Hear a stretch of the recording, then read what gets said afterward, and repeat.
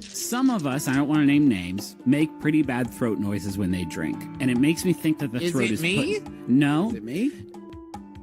It's not Travis.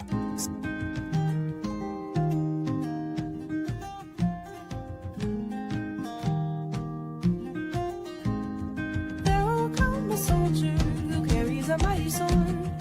He will tear your city down. Olay, olay, O Lord. Olay, olay, olay, O Lord.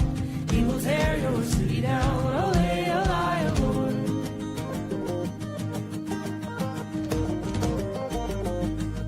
There will come a poet whose weapon is his word. He will slay you with his tongue. Olay, olay, O Lord. Olay, olay, olay, O Lord. He will slay you with his tongue. Olay, olay, O Lord.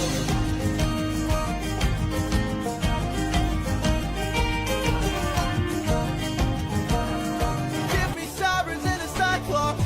Give me giants and a hydra. I know life and fate are scary, but I wanna be legendary. I'll fight the harpies and chimeras, the Minotaur, even Cerberus. I know life and fate are scary, but I wanna be legendary. You look mad. You need a hug. No, Gwen, I don't need a hug. Whoa! I said no hug! Don't fight it. It'll make you feel better. Can you let go now? You feel better? No. Then it hasn't kicked in yet. You questioning my leadership, Hopalong? Okay, these names you're calling me are killing my street cred. Oh, and what would you like me to call you? I'd like you to call me Mad Dog. You don't seem like a mad dog to me. Well, what do I seem like to you? You know that lamb that Mary had? I don't like the way that this is. Seriously, I don't need anything from a man. Actually, maybe give me some money. I don't need money from a man, I got my own, but I want money from a man. Did they have brains or not? Don't make me laugh. They were popular. Hey, look here, all eyes on me. Don't touch that. You will die, and it will hurt the entire time you're dying. Okay? Happy, happy, have you buried all your children? Tell me, so I say. Happy, happy, have you buried all your children? Tell me, so I say. What's the best thing you've ever stolen? I'm beginning to think I haven't stolen it yet. You a charmer. Here's the ingredients list. Why can't you get these yourself? Because people are talking enough as is. And if they catch me in Lucien's Bazaar, they're gonna assume I'm up to no good. Also, the apothecary thinks you're cute, so mind flirting a discount for me? Thanks, love you. You know what I think we should do? What? I think we should kill them all. I'm just kidding. They say one friend out of every group has the potential to be a serial killer. So I pushed Bonnie off the cliff in case it was her. It's been a really rough couple of days. This helps a little. In fact, between my brains and your brawn, I'd say we make a pretty good team. We do. Although technically I have both brains and brawn. True, but I have the personality and the winning smile. Was that a laugh? Did I make you laugh, Porridge? Please put your fingers inside of the bars of my enclosure. I am very friendly and non-threatening, and I can be trusted with breakable body parts. I love your daughter. What do you have to offer? Nothing. Only this. What's that supposed to be about, baby? Girl, free up your mind, stop acting crazy. You know I give it a good loving, baby. Try and pull the comprehensive. I'm a big dog. I do big dog shit. I fuck your bitch strong. I heard she been wanting a kid. I'm a big dog, and I do big dog shit. And that big body whip like it's Paw Patrol. If you keep undressing me with your eyes, I'm gonna catch cold. Someone once told me that with great cuteness comes no responsibility. And that's the motto I live by. No, I've got a big ego. I really don't know why it's such a big deal. You know, you make me feel like a Timothy Chalamet movie. Because I want to know what you're doing later. You are My fire, the one.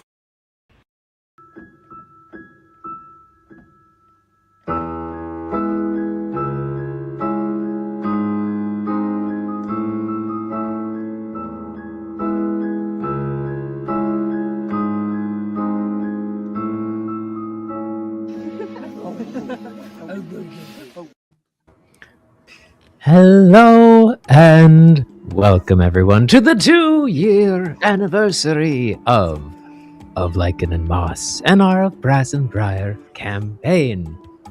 How's everyone doing today? And thank you so much for joining us. We've already had a hydrate, so let's. Of course, all right. was it bacon? Hydrate. Was it bacon? It was bacon. It was bacon. Was bacon. Son of a. I'm gonna see how long I can go without starting the stream. Actually. There's a redeem for that. I know there's a redeem for that, but maybe it should be for Kerr and not me, the player. Fair. That's fair. That's fair. That's fair.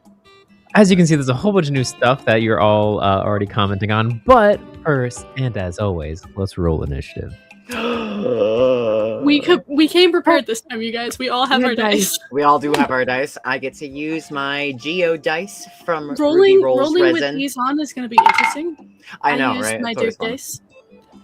I did not roll well, but that will not bode for the rest of the session. We'll find out. It'll be great. Ruby, what is 17? The rest of the season. Wait, wrong. 17. This is 3, right?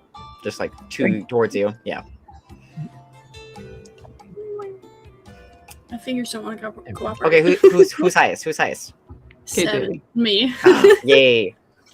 Hi guys, I'm KJ. You can find me at various forms of KJ cosplay because I couldn't brand the same thing everywhere. And in our game here, I lovingly play everyone's favorite albino ferret, Duke Alabaster Moore, who is determined and dead set on figuring out how the hell to help his brother when his brother doesn't want his help. Just like a brother. Just like a brother. I got 16. That's not it. Hello everyone, I'm Scree the Rat, or it's me Scree, and I play Scree, our scarf-wielding, not scared of anything until they are hero. That's a great. We don't need to talk about the centipede. Just a brave little guy. Not afraid of anything. Symptoms, lost my tooth. Stop it. You only got one left. You eat rock, right? Don't eat rocks. No one Lick eats them. rocks. I had 3, so I feel like I have to be the lowest. 13. Hello, I am Ruby. You can find me ruby.griffiths.8 across social media. Here at Of Lycan and Moss, I play Lavender Nittingham, a roguish raccoon who is expert chef feat and all things tea and tasty snacks, as well as picking pockets, particularly if you are a truffle snuffler. Yeah, that's right. Fuck the truffle snufflers. Did you just make pig noises? That was a What? pig sound? That was me. Sorry. We added that to the soundboard. So Amazing. good. 10 No, that was just me. That was just me, not the sound. Oh, that's even better. Amazing. 10 out of 10. No notes. That was so good. Hi guys, I am L in Motion on all platforms. I play our triple B threats, our barbarian badger folk Korean Tidaris Mustel, and we are currently in the middle of a bunch of his family shit, so that's been really fun. And Yes, I'm we are. so happy to just be here with my friends today. I'm really happy. I actually got tea for once, so this is great. Yes. I just I finished did my it properly. coffee, unfortunately. I boiled it properly too. Ruby, you'll be proud of me. I did it. Oh my I'm going to resist golly asking for gosh. all of the details and judging and making notes. Of course you will. Gordon Ramsay tea. Fucking cold. I'm hello everyone. I am Zatara. I am the GM here on Of Lycan and Moss, and you can find me at Sir Zatara everywhere except Twitch, which is where I do most of my stuff, which is Zatara's Tavern. Including your new campaign. Including his new campaign. That's true. I am currently hosting a Daggerheart campaign over on Zatara's Tavern, the first episode of which will be uploaded to the Zatara's Tavern YouTube page midway through this session. So we love that. Once scheduled it finishes updates. processing. Thank God. Thank God we can schedule Didn't updates. upload the wrong video the first time. I did get to sit and watch that live, and let me tell you, it was a blast. It's a fun time. It's weird being in the chat instead of on screen, so that was a neat experience for me, but it was a ton of fun to watch. If you haven't seen it, get hyped. Thanks, guys. It's a fun little world full of like dragons and academia. And right now, the first thing they did was fall off a 200-foot cliff. So that's fun. As one does. So the best of us. You know. But over here on Of Brass and Briar, I believe we have some announcements. So I'm going to toss it over to Elle. This way, over there. Hi, everyone. Hi again. It's been 2 years. Oh my gosh. Thank you all so much for being with us for so much of this adventure. Oh my gosh. We want to just make sure we say how grateful we are for each and every one of you for being here throughout almost all of it the entire time. Oh my god, thank you all so much. We are just having fun the entire time. God, really though. We are just having fun being nerds and playing a game together, and we're so happy that we are entertaining. So thank you so much for being here for 2 years. Thank you for inspiring us to have fun online with friends, and just thank you so much for being here for 2 years. We obviously have a lot of updates that are happening right now. We have a new intro timer. We have a couple of surprises with our intro timers, as well as our outro as well is going to be a new surprise. I hope you're excited for that. And we made an outro actually is what we finally did, because we kept having a fun awkward segue that we needed to fix. So Animalversary, thank you very much, Bacon. And the current layout is going to have a couple of new additions to it as we go on, but just thank you all for being here so much. You've inspired us to keep trying and improving in D&D, in art. I swear, if anyone ever has an art block or like a writer's block, just join the D&D campaign, because it immediately forces you to just get past your bullshit and just have a good time. There it is. I swore for the first time today. So we did great so far. How dare you?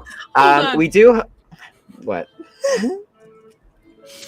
That means now in the terrible Matt would know. Unprovoked tantrums of moments of disobedience. Do you think that hasn't been happening already? Matt knows because it's 4 years for Dimensional Dial, and oh boy, wait, there's more. Oh wait, there's more. There is more announcements. I'm gonna toss over to Ruby real fast, because Ruby's got some announcements. Yeah. So along with the 2-year anniversary of Lycan and Moss, the 10-year anniversary of Stardew Valley is coming up on the 26th. So right now on A Ruby Rolls Resin, I am hosting a dice giveaway, actually, for a set of Stardew Valley blue chicken dice. And that's going to be, the winner will be announced on my stream live Twitch. I'm doing a cosplay Stardew Valley stream where I'll be dressed up as Leah for the anniversary, and it's going to be a good time. I will also announce it on the Instagram there, but it'll be announced first live on that Twitch stream. Okay. So go get yourself some dice. Go get yourself some dice, because this dice rocks. I get to have a custom guitar case for my dice, because Ruby is literally amazing, and it's the coolest dice ever. Look at this. Look at this. Don't look at me. Look at this. Ruby made all of us character dice, and we love them very much. I want to eat it. It's so beautiful. I can't eat it though. And I think they're all advantage sets. Yes, correct? They are. Mine are extra special because you have the twin duality in mine. Yeah. I've got my lavender set here. I also have another lavender and another curse set there, ready to send out once I get the new box printed out. I had to fix my printer. We gotta print out a new guitar box, but I need to quickly. They get sent out in the guitar. Oh, that's so cool. That's amazing. I didn't know that. I need to say this because I don't think Elle will. Most of the overlay stuff was designed and drawn and colored in by Elle. Yes, it's true. The video editing for the intro timer is me. All of the That's art you. is L. No, Outro timer the outro art was you. is Yes. me. The see, lettering me. design is L. I only obsessed over that a little, but we are a team effort. So we all did the outro and the lettering and the editing for sure, except for KJ, who did all of the video editing because they worked really, really, really hard on that. And we all really loved that already. I hope everyone enjoyed the intro because that was really And fun. all the character art and everything is from Elle as well. And there's more stuff that they've drawn that you guys haven't seen yet, and it's so good. More to come too, because That I again, need to figure out how to utilize because it needs to be seen by everyone. it's gonna happen. We're gonna post it I'll eventually. figure it out. A great place to see any sort of behind the scenes stuff in general is, in fact, the Discord. That's right. All right, Great back to segue. announcements. Great segue. Great Do that. segue. Wonderful GM. So So good. if you So good want at their job. to have a place to hang out, chat about in-game conspiracies or in-game lore, or there's a bunch of other out-of-game conversations happening too. We have like musical channels where people watch musicals sometimes, and a movie channel where movies are watched, and just general conversation. So come hang out on our Discord for lore and behind-the-scenes things and all that fun jazz. And I'm going to shout out the wiki because that's a labor of love created by me. We have a wiki page. And if you join the Discord, there's a role referred to as the scribes that you can join, which allows you a separate part of the Discord that's not available to most people, which gives you documents of being able to write character descriptions, notes, lore things that are happening, books or letters that we find in game. So all of the nitty-gritty details that we will forget if we don't take notes. You can help us keep on all of that and stay accurate with all of our things, including time frames, travel times, all of those, seasons, character names, how to pronounce and or spell those names, accents, all of that can be done using the wiki. And if you join the Discord, you can help us keep track of all of that. The link to the Discord is now in the chat. In the wiki, if you want to take a look at the what we link have there. to the wiki as well, and the pinned comment is the which the pinned comment will rotate out after 20 minutes. But for now, the pinned comment is the dice giveaway that Ruby's doing. After that, the pinned comment will be to our Discord. So amazing. Any other announcements we have, folks? I believe that was everything. Just we're so happy to be here after 2 years. I know we all are just happy to play a game together, but we're just so happy to also put on a good show for everybody that's here. So thank you so much for being here throughout all of it. Thank you so much for subscribing to all of our different platforms. We are on Twitch and YouTube and Instagram and TikTok, all the places, and we just are so happy to play games and to have fun. And so thank you for being here. Amazing. So without further ado, let's dive into today's episode 33 of Brass and Briar, Over the River and Through the Dark. Welcome.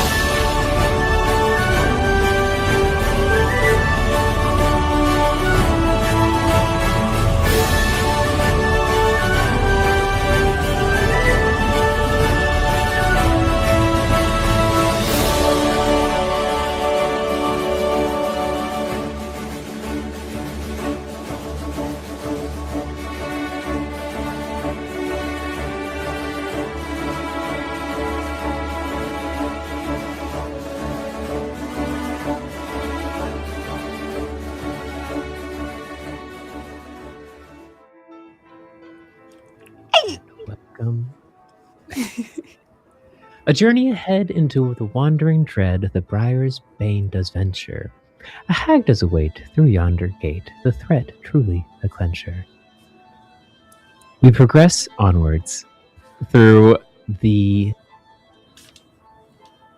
root system of Kranbala and back into where we last left off.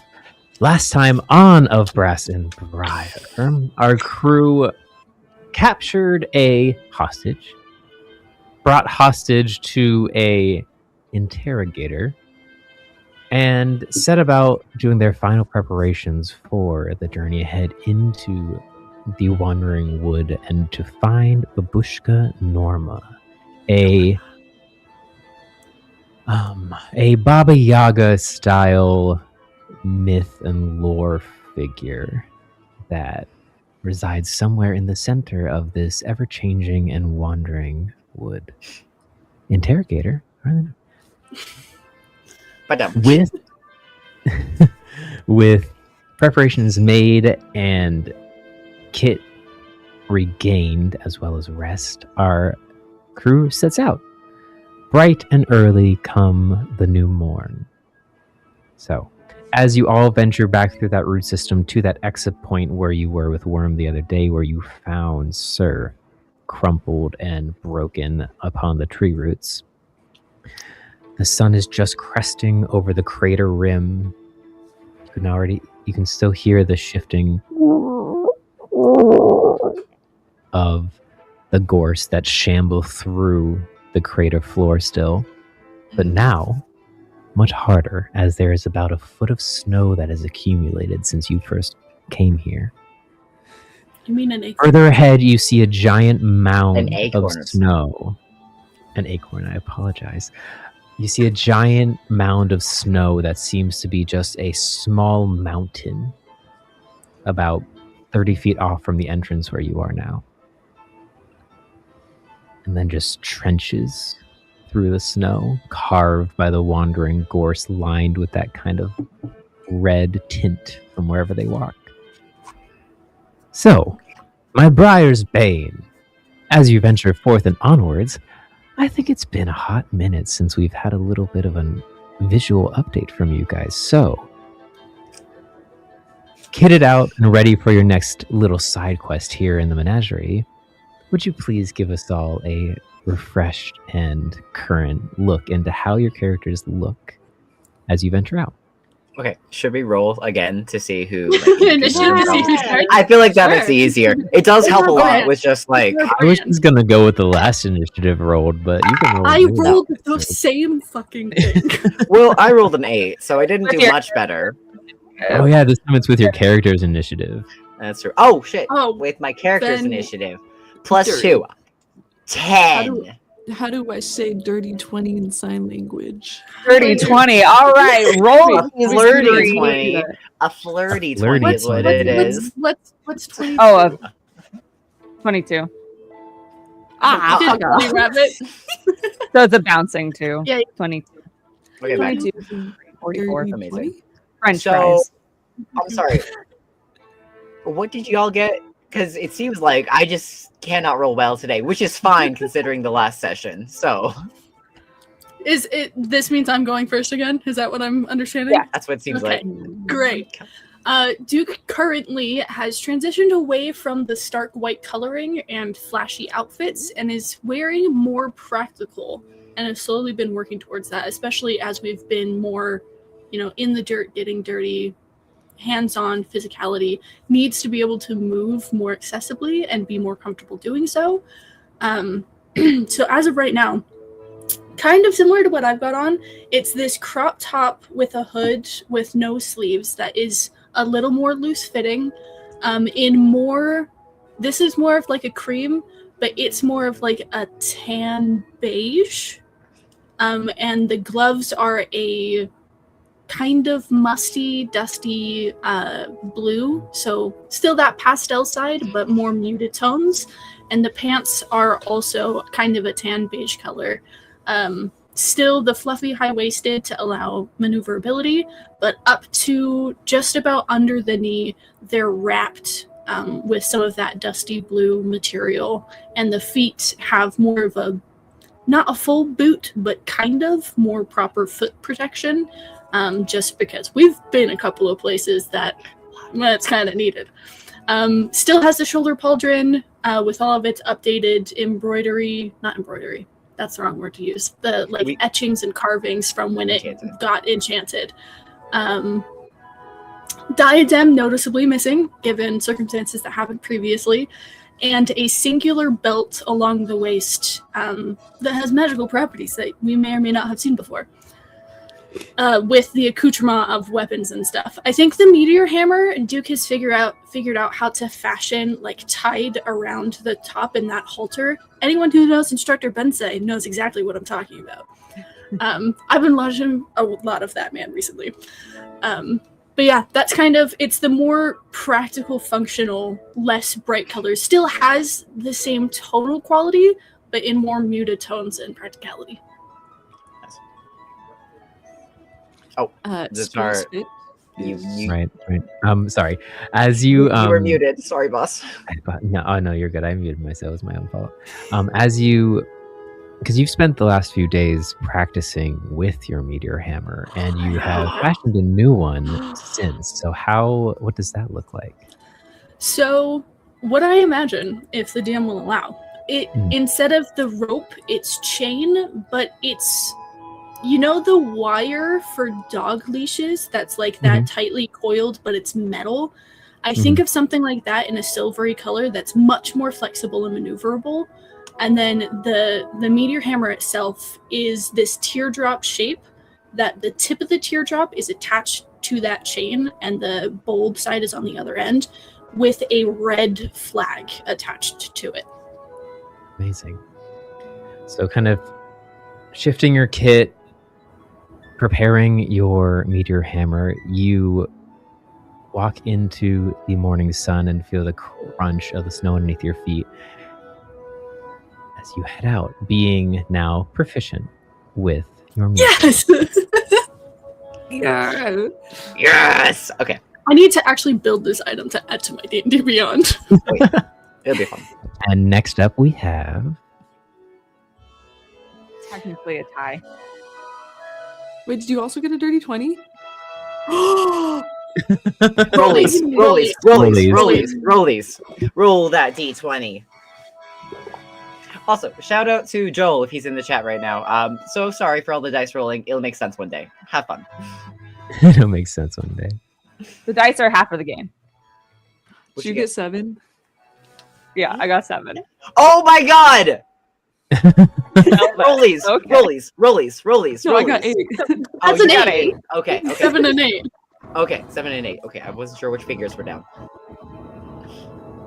Scree. So, the Scree's kind of in the normal fit of kind of basic clothes underneath, their armor, their mithril, half plate that is quiet, thank goodness. Their bag satchel with leaf bag and acorn bag attached to hold their goods and belongings, scissored sheathed, and then blue poncho with its stitching, and big old red scarf worm nestled around the neck, and then a very smudged marker line right about here. I forgot. You definitely haven't seen a mustache? mirror. Who has mirrors at this point? No one does. Oh. There was half a conversation about drawing a fake mustache on a piece of paper and attaching it to the scarf.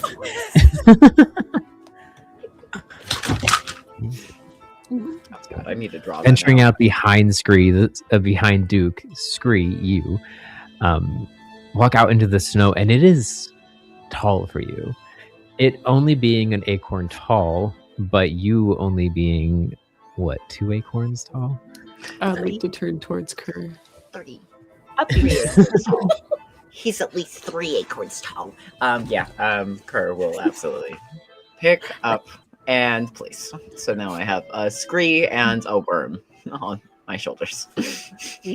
Creating the classic totem pole that your crew is fairly used to seeing of Kerr, scree, worm drop on top. It's a couple of cursed boys. It's so fun. The cursed totem. Feels Bringing like a us bad thing to to- get in a game. So, what many of you may have forgotten is during the Colosseum, there was a little bit of an incident with some fire. Lavender's previously long curly hair has been cut very short. So she's in a little curly pixie cut, very 1920s. It has some of those like real classic, distinctive curls to it. Mm-hmm. I'm writing this down. Fine, I just need to draw everyone again, so that's what it is. So I'm sorry. Never. To be fair, Kurt also got a haircut. I mean, he It's did. true. And that's coming up soon. So, Lavender, continue. Current haircut. Current. Lavender, to deal with the snow, has put on some rather large boots, galoshes, if you will, which will be a temporary thing, but for now is wearing bright purple galoshes through the snow. So cute. Her classic overalls and her light leather black armor, though you may notice that there's a few extra pockets that have been sewed on to her overalls. And she's actually taken slits down the side and added it in a panel for extra movability through her overalls, because a rose gotta be flexible. Gotta dodge. And with that, her classic black beret. She's currently wearing a little set of white earmuffs as well. And Penelope Knittingham's handkerchief in the front pocket, where it always sits close to her heart. Venturing out behind the trio in front of you, you haven't spent much time in the menagerie, and this, besides your trip to Willow's funeral that started this all, is really only the second time you've left the city-state of Elmloa and your family and birthplace, essentially. Entering into this still new atmosphere and terrain, you're used to being able to look out from the city walls and just see miles of lake and water and flat with just a little bristling of trees at the end. Here it's almost the reverse. A flat ocean of snow with shifting icebergs that threaten to entangle you in the form of the gorse. And further up, just that bristling tree line, ever closer. And now, with the close proximity, you can see that the trees truly are slowly shifting. You stand in the shadow of our last remaining party member, Kurian. So, Kurian is substantially taller than all the other members of the party. He stands about 6 acorns tall, which is 6.5 maybe. Acorn to a foot for our measurements of this world, and very floofy with his hair for sure. Similar to Lav, though, he's gone through a bit of a haircut. It's not at the sides as much as it was before. It's a lot more of a shaped mohawk. An incident with an acid spitting beetle will do that to you, where he had to trim off a lot of the sides of his hair, as well as sporting a more distinctive cowlick to his neck because of a bite that actually killed him and therefore caused a lot of the other damage.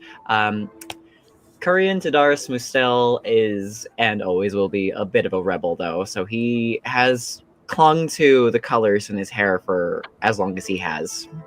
It's been over a couple of months since he updated them, though, so they are starting to fade at the roots, but he has streaks of black and white natural hair as a badger. He's a very burly, strong badger. Very tall, very burly, very strong. I'm not projecting any gender envy towards this character at all, for sure. Real. But What I've seen before.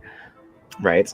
But he has since the beginning of this story, he's always worn a bunch of piercings in his one in his eyebrow, a couple in both ears. But most recently, all of those things were shattered from a spell from a twin brother who owes Kurt a jewelry shopping trip eventually at some point, or if Duke wants to make up for it. At the moment, the only jewelry Kerr is wearing is one on his thumb, which is a ring of communication, and then one on his middle finger on the other hand, which was a favor owed to an old rat for a memory session, which did not end well. So that was really fun for him. Kerr tends to not really wear any shirt that has sleeves. His, anyways, and he enjoys at the moment having a I don't have it now, but like a spiked band around one arm, and then around the other is a chain that used to be a necklace of his. And around his persons, he also wears a larger chain that he now wears so he can, at any drop of the hat, pull and attach to the collar awl that he has.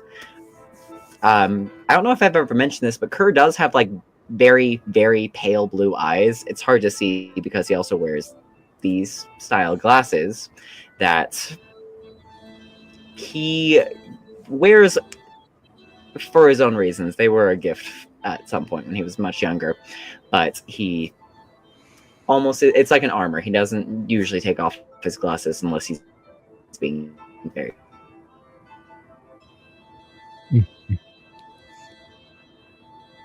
hair is what is worm? Who knows what worm is? No one knows what worm is. I've got a rat and a thing on top of me that kind of sort of looks like a crocodile dragon, but which, as you look towards Worm sitting atop his proud perch, you see his purple scales kind of shimmer in the morning light, almost not translucently, like how oil ripples, how an oil slick ripples down the back. His body more slender than when you first met him. While he first was that kind of bulky, lumberous crocodile form, he's kind of slendered down into still having that heavy crocodilian style, like limbs and scalature, but kind of just slendered down a little bit, a bit more agile, a bit more magic infused into all of his movements. Purple wings extend out and down. I mean, sorry, green wings, purple body, green wings extend back and down the classic kind of bat wings of a dragon. And then along his back, there's small little traditional triangle style spikes of that similar green color that just go all the way down his tail to the point. He's just kind of sitting there going, brop, brop, brop, brop, brop, brop, brop, brop. Which you can't see the fedora right now, actually. No, but he's also got the band, right? Yep. On his tail. And then on his tail, similar to a band that's on Scree's tail, is right, because you have a tail ring too, don't you, Scree? I do. That's So the ring of communication. there's two different kinds of tail rings that are happening. Duke's is on the base of his tail. Scree's is on the tip. Mm-hmm. And Do you have then it, like- Worms is just a like ring of, or like a bracelet of protection on his tail. Mm-hmm. Aww. The five of you Remind venture me out. your tail. Sorry, I'm so sorry. I just need to remember this. No, you're Scream. Remind me your tail Oh wait till they ring. come back. Okay. You like or like it's just. How does your tail ring on your tail? I'm trying to remember. You have it at the very tip, Like right? tail.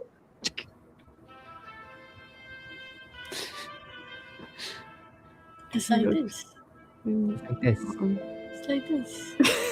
Like this. Very- I'll do it for when they come back. It's like it's like this. Like this. It's like Like this. this. It's like this. Like, it's- Yeah. yeah. So This. theoretically, you could just like. Dude, Okay, good. I'm so sorry. I'm basically a meteor hammer. Imagine.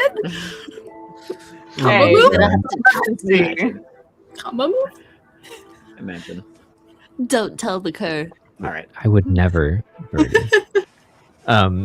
As you God. venture out into the brisk morning air here in the menagerie, your breath escapes like dragon's breath as it fills the air with mist. It's cold.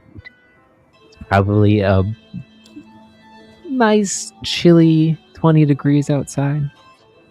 Okay. You kind That's of not bad. wrap your cloaks up a bit more, and you could hear, you didn't notice it quite at first, but now that you're out and have ventured into and away from the roots a little bit, there's this light whistle that's just ever present, this low droning whistle in the entirety of the crater. But as you ventured in, now you must venture out, though the way out will maybe a bit easier than the way in. How would you like to progress? It seems as if the snow has slowed down the course a lot. An already slow-ish moving group of figures, except when they get the inspiration to move faster. It seems as if they don't deal with snow well, and the entire ground is rough terrain, with it being a foot of snow on the ground. Yeah. Yes, Duke. As a creature who is actually a little adept at moving through substances like snow because of a We've all burrow's seen the speed. videos. You've seen the videos. You've seen the videos. What Duke would like to help attribute is kind of in that manner the hopping, because with his cloak, the cloak is pretty much an identical color to the snow. And with the hood that he's got, he would like to essentially do that, because that cloak goes all the way around him, and essentially when ducked down into the snow, he becomes invisible. Duke is Legolas. Yeah. He is Legolas. So what Duke would like to do is essentially do that and create a kind of trail to scout out everything that's ahead, find those windows of opportunity to move forward, to give the rest of the party a kind of track to follow that's already pre-paved, so it's not as difficult for them to traverse. Thank you. Righty. So roll a survival check for me with advantage. Okay, my As survival's Beckham actually barrels down and not starts bad. carving through the snow. How would the rest of you like to assist your journey out of the crater? So, Lavender has a magical teapot on her hip. And I'm going to collect a handful of larger rocks and put them in my enchanted tea kettle to heat them with the water and tea inside. And once they are heated, I will hand them out as little pocket warmers for everyone. As hand warmers, yeah. Oh, So all rolls, thanks to Lav keeping your further extremities usable, essentially. All rolls that happen, all disadvantage that would have been imposed with movement or it being rough terrain is now nullified. So you no longer have rough terrain disadvantage throughout this, which generally increases the DCs of all of these rolls. So, Duke, what did you roll? 21. 21. Very nice. So you all tuck single file behind Duke and follow his trail through. You navigate to the giant mound, which, Duke, as you kind of pop up and put a hand on it, it has more give than you were expecting. It's not a root or a giant boulder, but as you kind of pull back and brush it away, there's kind of a black leather underneath the snow.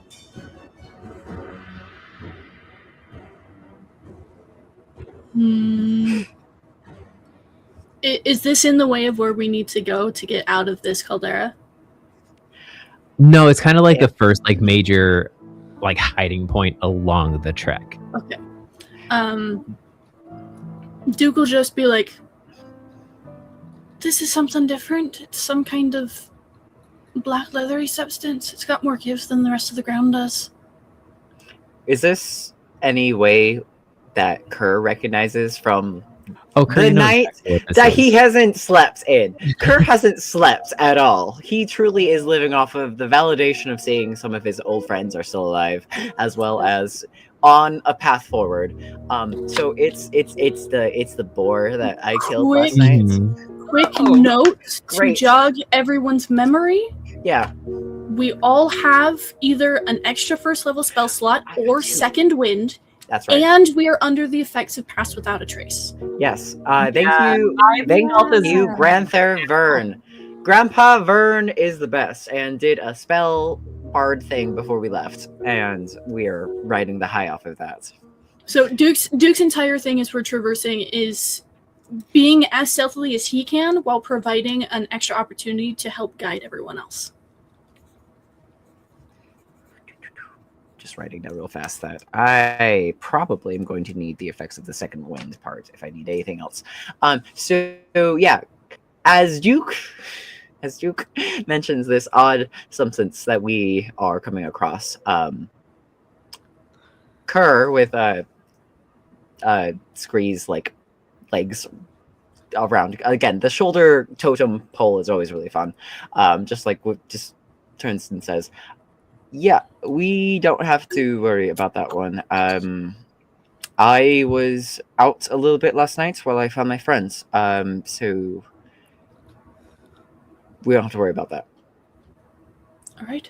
And Duke will just kind of like, at the very base of it, because like when snow builds up against something, it kind of creates a drift. We'll kind of create a tunnel in that edge for everyone to kind of traverse through to get to the other side and further through where we need to go to get out of here. Amazing. Kerr, Pete, what you did for me again? Just as we walk around it, Kerr is a little bit surprised to see the size of the creature, or like whether it's sunken in from the cold, or whether it's surprising to see it outside of the fervor of like anxiety and battle, and like Kerr's only thoughts in the moment were just making sure his friends could get away. So to see the boar downed and to remember that it was only him that killed it surprises him.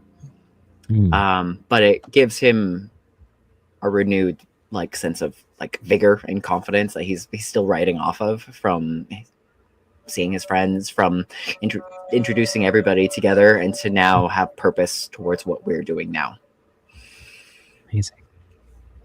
So all putting your back to this large creature, taking a moment to hear the shifting kind of grumbles and cries of the gorse around you.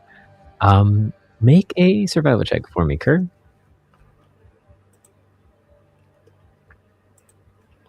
Sorry, I had a little bit of slow connection just now. Say that again.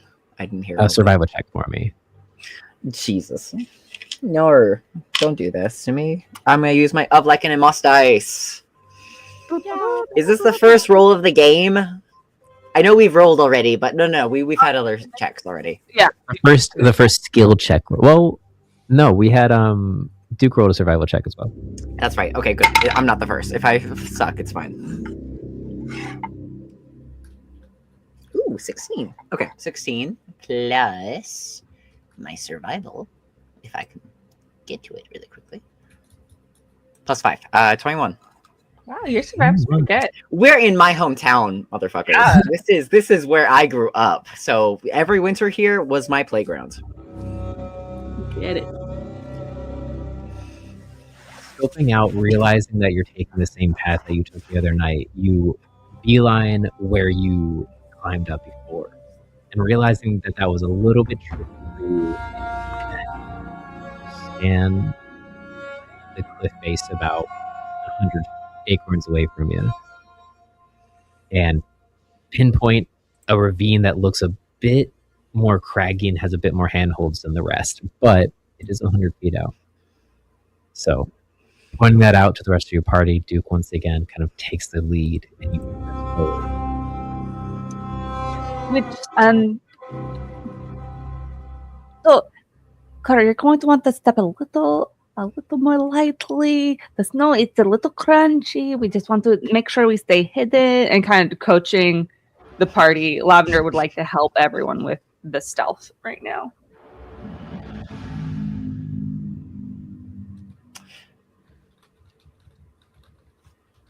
Following Lavender and giving a little bit of guidance to Duke, Kerr kind of steers us towards whatever path Kerr took last night, to hopefully avoid as much gorse as we can, or at the very least, like, make getting out of the crater easier. Making a decent amount of the way, avoiding the gorse, waiting for them to shuffle past, dropping down into the snow when you need to. You're almost there. There's just about 50 acorns of terrain left until the cliff face itself, and then getting up the cliff face. There's one more roll will get you guys across the way. Who would like to attribute something to this skill-based challenge to get you across the rest of the way? I'm happy to. Kerr, this is Kerr's hometown, so as well as like last night when he was just barely traversing all of this. These are the woods he grew up in. This is the city he grew up in. Even though it's covered in snow and it's been ravaged a lot, it's still his home. So this is his playground, so to speak. So I will add a roll to this. What do you want me to roll? Survival again?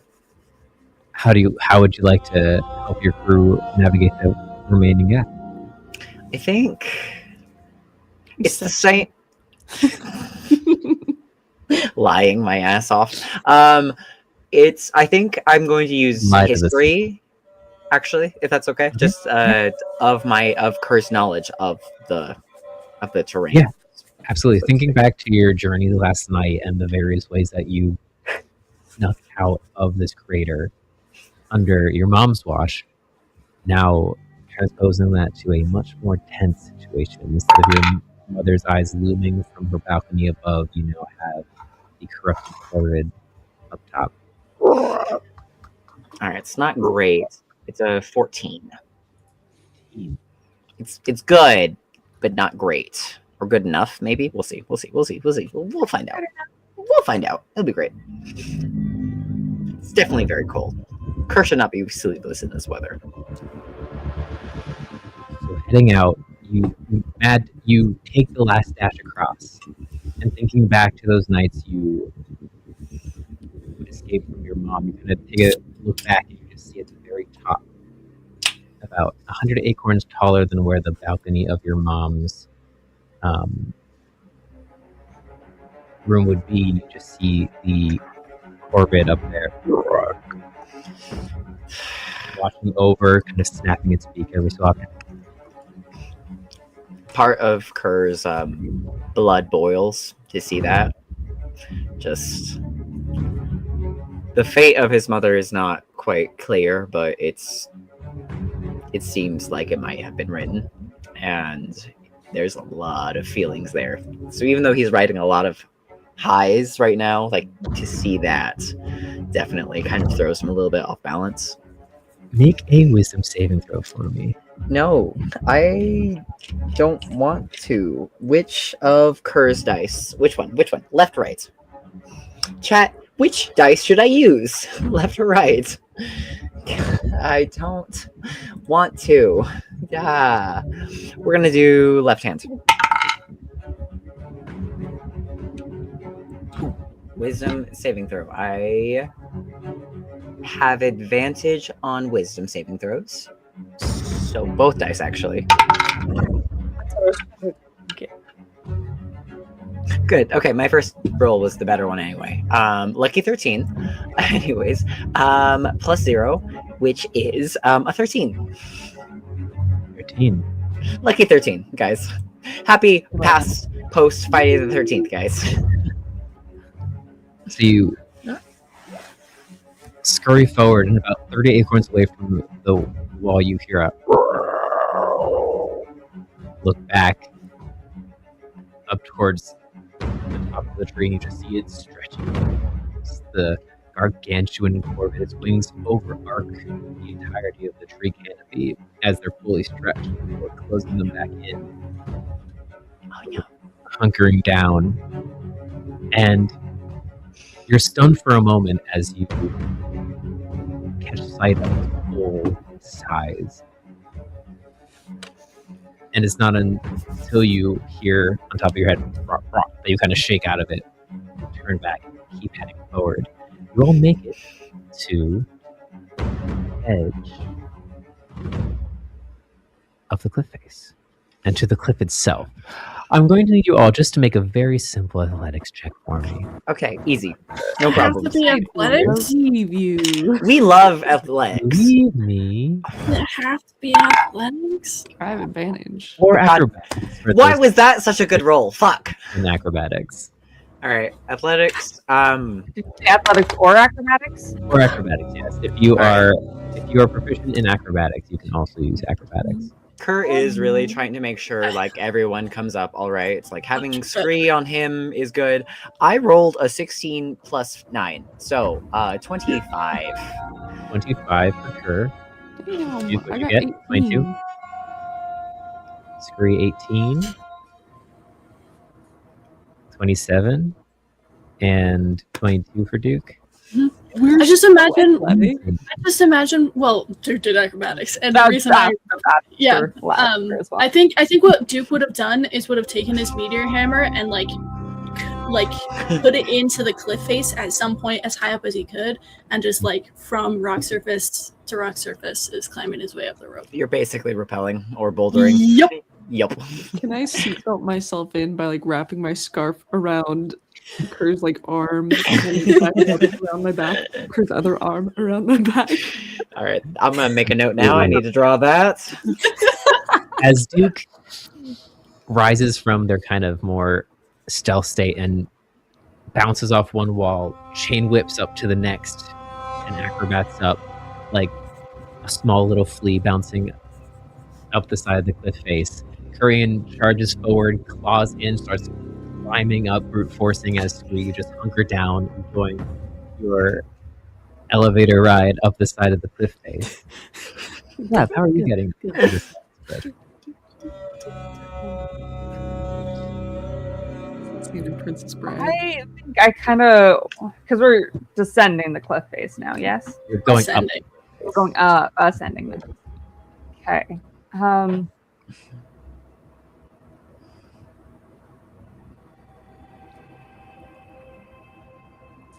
Did you use acrobatics or athletics? Specifically used acrobatics. I'm going to be looking out specifically for any roots and protrusions and kind of climbing and jumping from the roots to protruding rocks and scaling that way. Seeing Currian and Duke take two very different, I don't know why I'm using Currian's full legal name. I've said Currian's name. I've also written it out. Like I think it's because it's written out now. So This is written there. Currian. Well, his Currian. friends call him Kerr. That's the point. His enemies I'm not Kerr's friend. don't live to say. I don't know. I am both. I am and am not Kerr's friend at the same time. I know. I wrote it out because I don't know if everyone seeing- knows Currian's name. The two different approaches of Duke and Kerr. Duke vaulting and kind of making his own handholds as Kerr just claws up. You do a mixture of the two, running up and grabbing a loose root that you use the momentum of your run to swing up on the side of a small crevice, much like you would an Elmloa using the overhanging tapestry of a shop window to get up to on top of its balcony. You manage to spring back and forth as you all reach the top of the balcony and enter into the brim of the Wandering Woods. It didn't take you very long, thankfully, to reach this Ascend. point.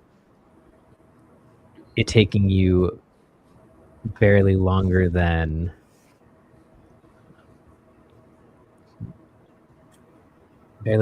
15 minutes to traverse the entire bottom and getting across narrowly unscathed, avoiding the gore, something that you all have become fairly adept at.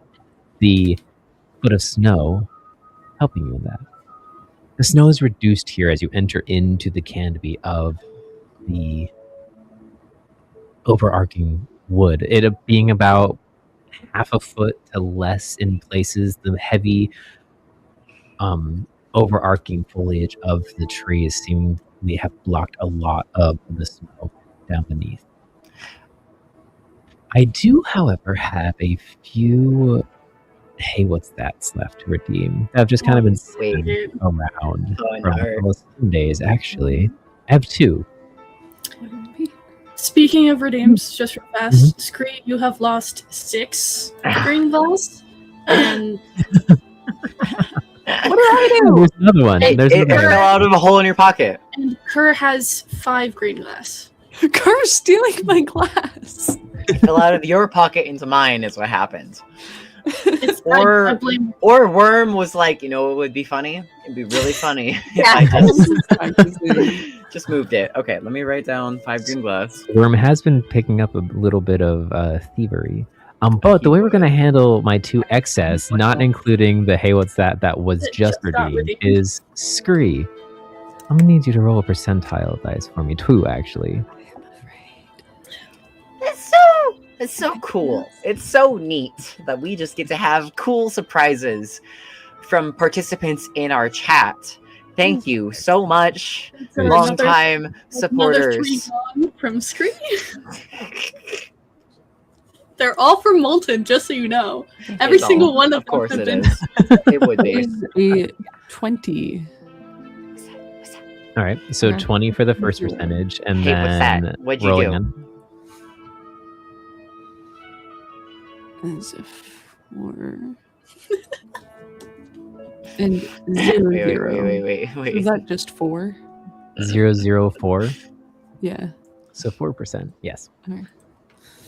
Amazing. Take away 3. I don't like any also just got tone of 5 voice that you have right now, What? GM. So you've Oh, and we lost- hydrate. you've Oh, and lost hydrate. 9 blue glass, and you've gained 5 green glass. All from Molten. They're just messing Scree with you. doing math in their head. I can't do math. No one can do Yeah, math. beautiful mind.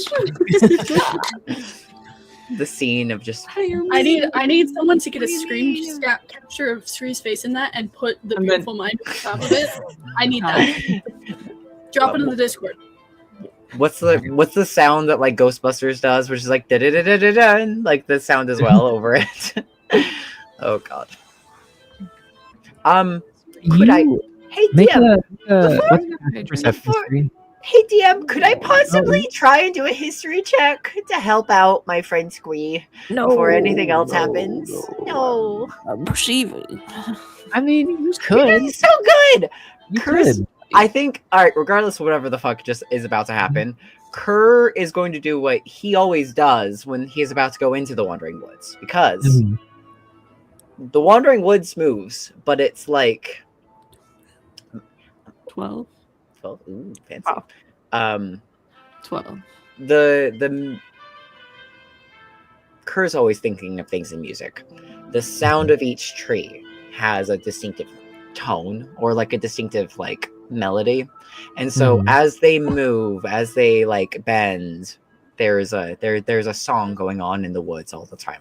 So Kerr's gonna do what he always does, which is just kind of like tilt his head, poke his ear up high, and just hear where the wood is at the moment. Tune into the melody of the wood. And I hope that gives Scree a little advantage or whatever the hell. Make an insight check. Fuck. For God. me. Which dice do I trust? We're I gonna don't use. know why, but I'm scared. Or why? Uneasy feeling. Feeling. First I was afraid, now I'm petrified. All right, that was not good. Insight. Okay, +3. It's not great. That is a 13. 13. Lucky 13, guys. It's been a minute since you've had to navigate the woods in this way, so you kind of try to focus in and hear the creaks of the wood, the shifting of the trees in the wind, and you notice that once you've exited the crater, there is a piercing wind. It's broken up a little bit by the trees, but for the small gap of about 10 acorns before you enter the tree line, there is just a whipping wind that cuts through most of your clothes and really pierces you with that cold. Entering into the woods disperses it a bit, but it is making you have a hard time kind of tuning in as well as you normally would, or as well as you're used to. Scree, Yeah. you don't notice anything at first until you notice that worm on top of you is kind of taking his tail and holding it up like a fly swatter, and then swatting your leg, and then pulling back and it's just kind of starting to thwap at you like a bug is attacking you. What the heck, man? Notice that. Stop it! Cut it out. Kind of jumps off and jumps to the ground, turns to you and goes, kind of like narrows his eyes looking up towards you. Is there something different about Scree? Make a perception check for me. What the hell? Is this based on sight or Make a any perception other- check for me. Yours is doing, you can do scent if you want.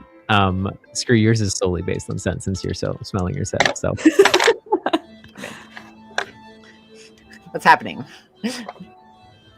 It's fun having this happen on my shoulders, by the way. So I get Worm advantage. comes off your shoulders now. I get advantage not just on scent, but anything other than sight. I have advantage. It's a 21. 21. And what's Scree? 18. 18. So, Duke, you notice it a split second before Scree does, but there's a small little clump that's kind of running down and underneath Scree's poncho, and then through his pants and up through his shirt. And as it crosses your chest, Scree, is when you notice it.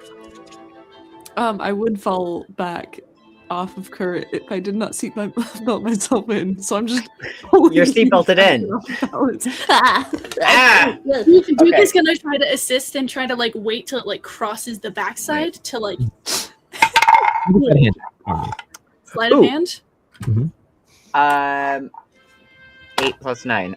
17. Yeah, I catch you as you're going back and then just move with you. Yo, what the fuck? That's a 19. Get up. Hold up. Hold still. Just hold still for a fat fucking second. I don't know. Let me roll composure. It's a 19 sleight of hand.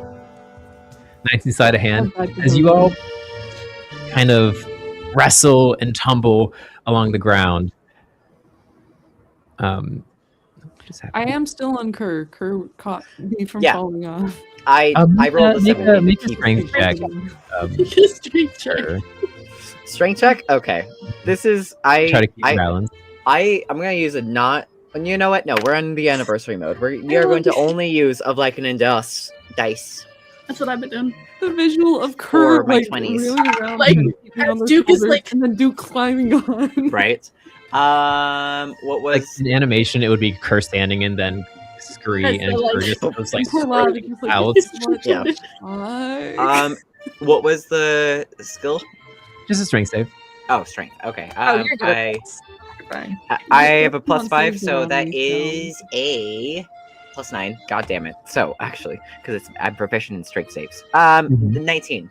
19. So you managed to stay around. standing as Duke scrambles around you trying to catch whatever is scrambling around Scree, who Scree's attached to your back, and you manage to not fall over as Duke, you grab it and fall off next to Worm, and in your hands you hold the small form, about palm-sized form, of a purple shelled 8-legged arachnoid figure. What? As you kind of hold it in your hand, opening, it goes.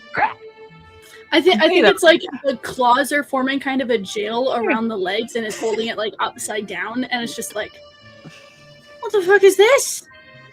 And its mouth is too small, but it's just trying to like gnaw on your mouth, and then it takes its 2 large pincers in the front and goes. Oh, it's like a little crab. Oh, What is this? Not to do anything. The baby. It- The baby. I can't Now- see. Hold on. Do I recognize this, or is this like completely? You recognize it. Back in the underbelly of Umloa, No.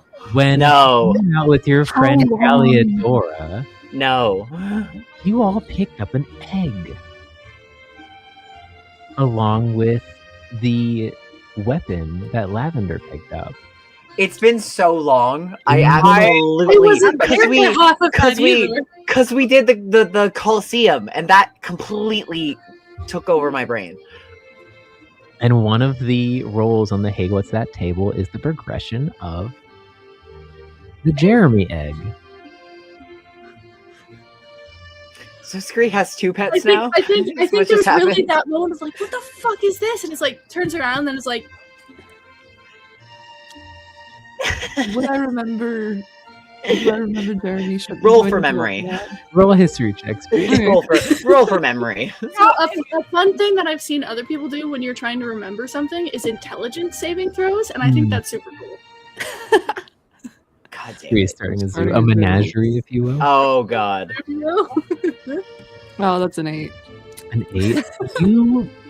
You recognize the form of this because you fought them. You wouldn't forget, but the image of your almost adopted Kruthic arachnoid Still has some leaping whisper off on it. into the caverns beneath Umloa is lost from your memory. Yeah. Oh god. Curse Okay. my memory. Okay, the rest of us remember this though. Probably. It's Scree, did you inspired, you know. The characters remember this. The players, some of us definitely forgot, but You can't just take eggs and not tell us that you've got them because this happens. I don't remember telling me either, if it helps. I think there's genuinely like a break in the upset. I And just it's barely like rewatched. fiddling around in my hand. Maybe Worm took it. Yep. Worm's been I learning just how to barely steal. rewatched what's it, Delicious in Dungeon, and this 120% feels like Louse, the paladin, being like Scree 120%. Anyways, Louse is Scree, is what I'm trying to say. Anyways. Yeah. Duke will like It's just not kind of let go of acting it, like but, a trapped crab inside of your hands. Like Well, it like- stays still, and then it just go. Yeah, I'll like set And its walk feet down, but we'll keep it held to see if it tries to scurry anywhere. Because if it's just gonna fucking scurry, I'm gonna keep it held. Yeah, but we'll that's like better. test the grounds to see if it. Make an animal handling check. Okay, Uh-oh. animal handling. Duke, be careful. It might think you're its mother now. That's a natural 20 for a 23. Fuck! You're its mother now! Yes. So as you kind of test the water to see if it run away and left your hand, it looks up towards you and goes. It just sits and like looks up at you. This tiny little arachnid figure, long needle-like pincers for front legs, an extendable mandible. It's kind of this individual manual is just kind of clitter and clack as it looks So up at you and sits. Duke will like slowly release the claw grip, but still keep close, just to be like. It kind I'm of just like unsure. scurries down your arm and then sits on your shoulder. I'm making all of us get familiars. No. I think there's a moment of Actual like, side quest. like as it starts scurrying, there's like a freezing moment, and then it just sits on the shoulder and like is like. Just like that's it. Just a little bit. And we'll like dig through one of the bigger pouches on the belt and we'll like take out a small piece of like jerky or ration or something. Something I think might work for this creature and just like hold it up. Give it a lap snack. I love it. A crumb from a lab snack in the Yeah. belt. Yeah. Hold it up. It just takes its extendable mandibles and kind of like stretches them out one by one and then just kind of sucks on it because its teeth are small and it's big, so can't fully eat it yet, but it's trying. Do we have any other pets that we need to let each other know about? Worm shoves a rock behind him. I didn't see anything.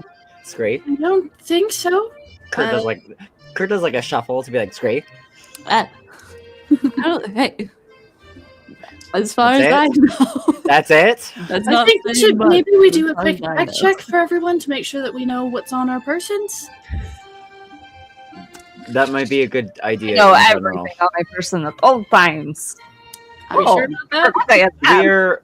We're Kerr does his like ear up thing again. Just double check that we don't have anyone closing in and that like the current melody isn't like going to change quickly. And just like I think we have a little bit of time before we continue on. So that might be actually a very good idea. It's been a while since we checked our Back inventory. checks. Back check. You all dump out your bags and look through what you have in your inventories. I remember I got 2 potions last time.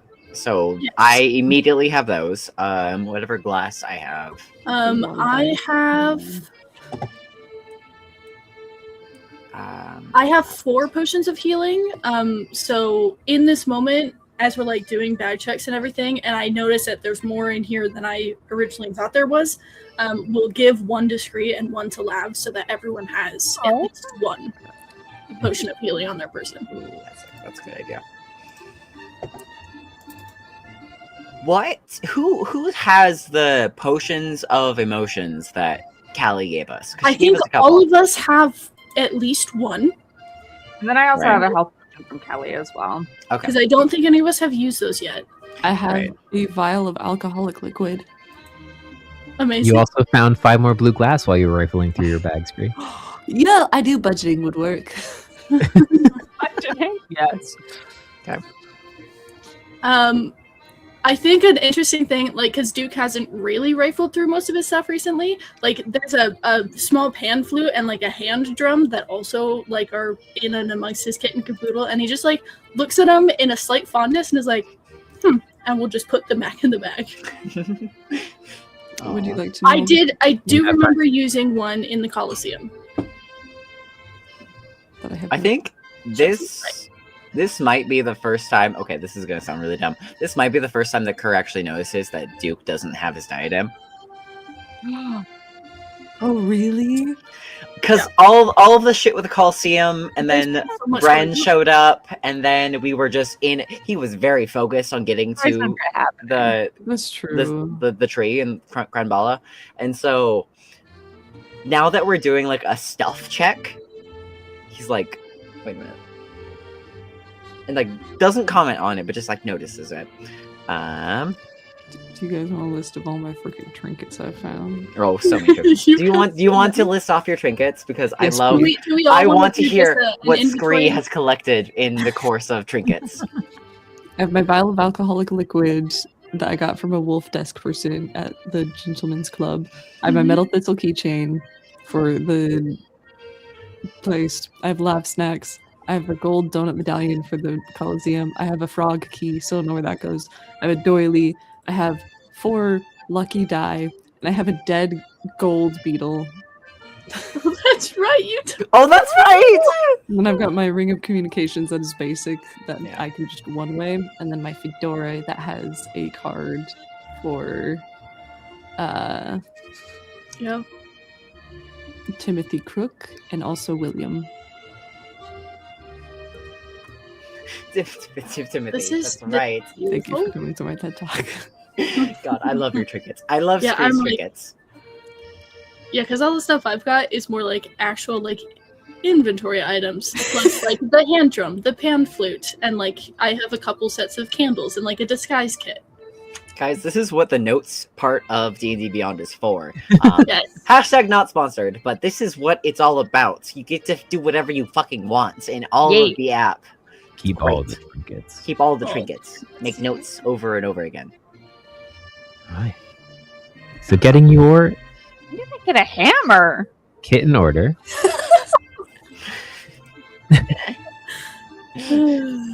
It's for my Actually, tinkering. Actually, I do Oh, want to yeah. hear what has Lav stolen that maybe we don't know about. Or don't remember. Well, I have a truffle snuffler badge, and I also have one of their like police notebooks. Yeah, that as had the list of well. names. Yeah, this might be the first time we've Uh-huh. seen it. I don't know if you've shown it to us, but Which would you hide it from us? no, I wouldn't hide it from you. There's also another little like wallet from a truffle snuffler that actually has a picture of 2 lovely little piggy children in it that I have. Which I kept the No, that's obviously. cute. Like random in the wallet. It's so cute. Mhm. Yeah. Truffle Suffer's just a man trying to feed his family. Yeah. Oh yeah. Oh yeah. And then I've got like basic stuff like my water skin. Yeah. A little bit too much alcohol on me. That's definitely all for Molotov cocktails and not for Lav and Kerr for nightcaps at all. Apparently I have a hammer, which I'll say is for my tinkering. Oh, I have the gold key from the Bad Frogman. Apparently. Ooh. A crowbar. Cool. Which the bag frogman is what you used to open the box that had the Arbor's Folly inside. Yeah. You're with them. Which is right next to this egg that Scree had. Yeah. A hatched egg. Amazing. A currently hatched egg. Wasn't hatched before. The fact that you didn't write that in your notes is kind of the most D&D thing to ever be D&D'd. Also, with pulling out my little acorn compass, I want to see where that's pointing us right now. Ooh. Right, what does that do again? Ooh. It's Because I haven't used that in a hot minute. Yeah, it's been a minute. It's essentially like Jack's compass. It leads us to like the next goal point. That's gonna help us get through the forest and make it to Norma. Lav, what does the compass do? Does it point you towards what you want most, or does it point you towards what you should go to next? Very important specifics here. Maybe that's a DM question. That might be a DM question. I'm trying to remember. It's been so long, and I know we got really cool shit from the box lord. I've used the guitar so many times, and I just want everyone else to also use their shit. I'm like, They're also the cool. acorn we used to The get guiding to copule. The gift from the Lord of Boxes takes the form of an acorn top made of bronze. Upon its stern perfectly bounces a small sewing needle. It will guide you to what you need to find the thing you most desire. So it will guide you to what you need to find the thing you most desire. Okay. God damn it! This acorn compass subplots. God damn it! Considering what I, as KJ, assume is Lav's biggest desire is finding and recovering Aspen, this could still potentially be helpful. Oh, it's very helpful. Oh, it's 100% exactly. Yeah. And you have used it in a way where you have someone hold it and then focus on a thing. Mhm. So, like, if you want, which is going to be my next question, with kit gathered and organized, how do you progress through the forest to try to find this Babushka Norma, a woman who lives in the center of a moving forest? I think it's kind of Is a this- combination of multiple efforts because Kerr is the most familiar with the terrain, even though it's moving and everything. He's familiar with how it moves. Is what's Duke good, did so. a lot of digging of information with Bramble about the story of Babushka Norma, so would use that to try to help, and then the use of the compass from Lav. Okay. Which Lavender she'll be using the compass herself because within this, like, she knows finding Babushka Norma is the next step to helping Kerr and his family, which is very important to Lavender because Kerr is important to Lavender and Kerr's family and home. And then subsequently figuring out more of what's going on with Jet and Duke and the larger picture of everything. Especially considering the stuff going on with Jet specifically could also include Aspen. We just don't know. We just don't know. There's so much stuff. I'm like, I need to know what the hell happened to my other circus performer members, because I have more than just Jet that was a main act of the performance who got taken. Yeah. I need all the fucking information. All right, so it sounds like you're going to use a plethora of tactics to navigate your way through this wood. Kerr would use his... I'm trying to decide if it's like a history or a nature check between the trees, because like the trees are nature, obviously, but like a lot of he's relying on not what he knows, but like just what happens. The fuck was that? Why was there DM? I like to think that's a spider. He just does DM. that. He just does that. It's a little spider, yeah. Yeah, apparently. DM? What the hell? What? What the hell? DM. What? Okay, DM, is this a nature or history check? That's what I'm asking you. What? To add to whatever we're doing. God damn it. I'm scared.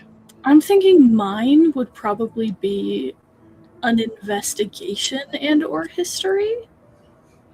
Okay. Do an investigation check for me. And then Lav, I need you to roll a luck check for me. The luck check. That just The luck of the lavender.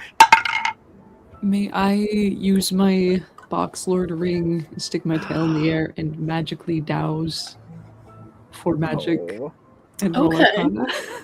Okay. Magic and Arcana? Yeah. Yes, absolutely. All right.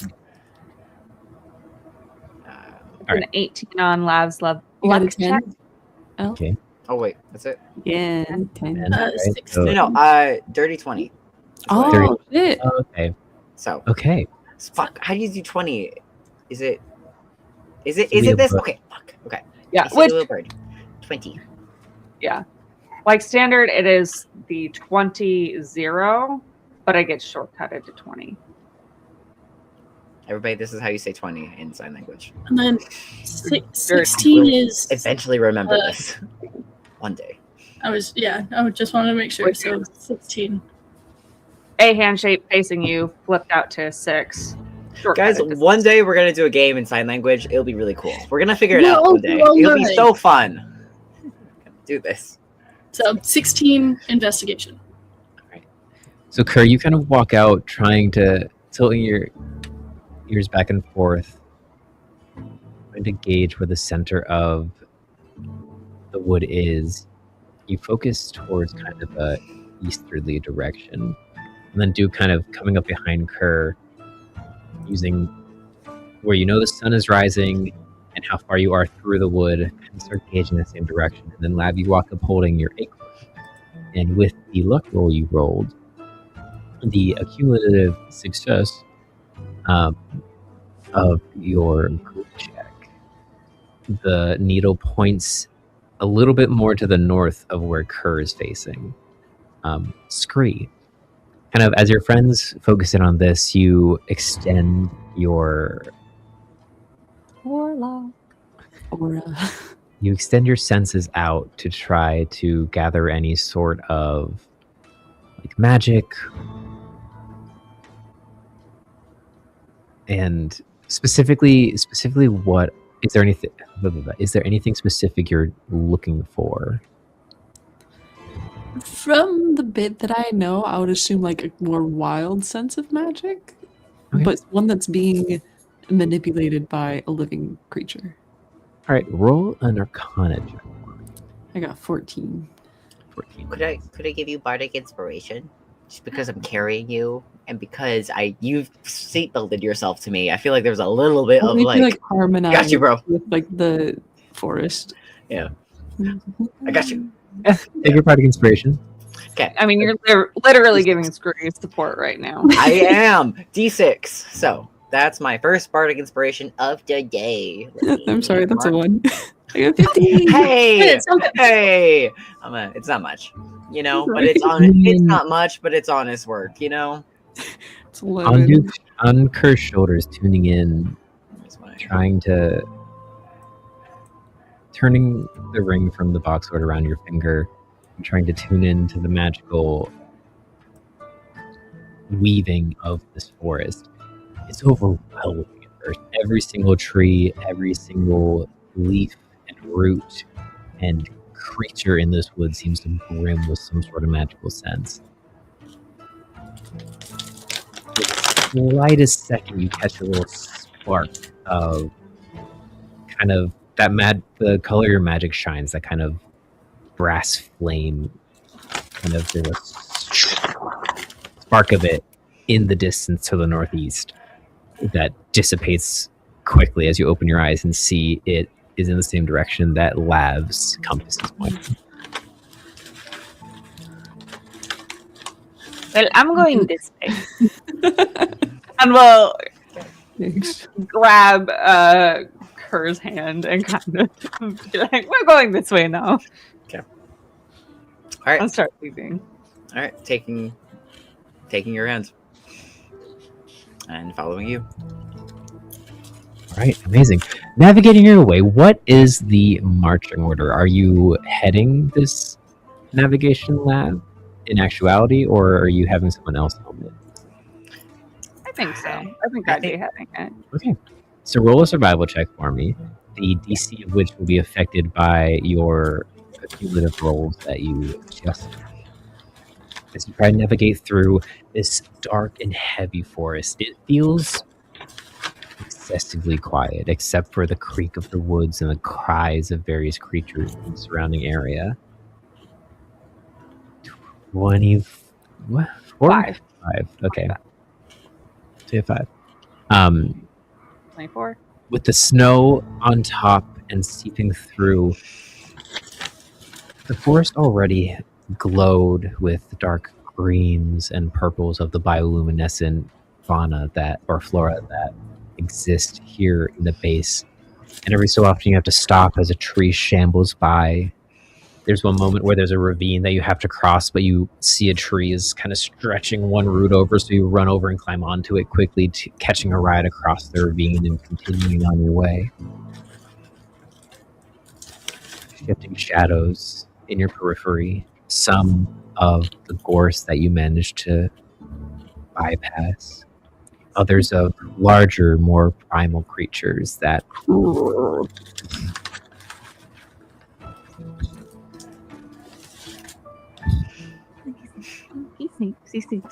sneak your way on. I'll have you all make a group stealth check for me, please. Yay!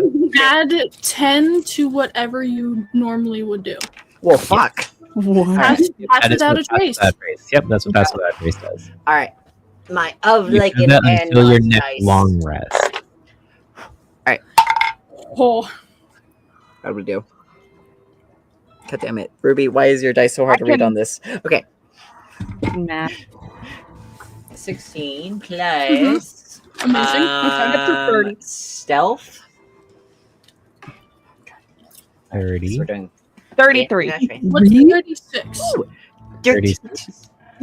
36. 36. 16. Okay, dirty 20. So, Lav and Duke have become invisible. They are one There's- with the forest. Listen, I love that this You are is a roll I've silent. gotten because there is snow on the ground. And so you get to be like, So it's just like disappears. Truly. There's a moment where Yeah. Kerr and Scree, following Lav and Duke's lead, a tree kind of shifts between you and you lose sight of both for a moment. So you kind of blink and see the silhouette of Duke having blended into a snow mound that had tumbled out of the taller trees, and Lav kind of peek out from a root, having dove into a small tunnel and out again, exploring for hidden treasures. You continue onwards. Did you see that they both... You saw that. Wait, where are they? Sorry, I kind of dozed off for a second. It's fine. It's fine. You can go back to sleep. I'll wake you up if anything happens. Okay. This is how we're dealing with Scree's curse at the moment, which is just letting it happen as it needs to, and just Kerr will carry him every day. Keeping in all of it. You're gonna be so strong. So strong. You are so strong. That's the thing. Just constantly weight training with Scree. Honestly, Like that though, one anime scene where they're this like is fighting, and it's like, okay, take off the extra weight, takes off the Scree, and then you're still Yep.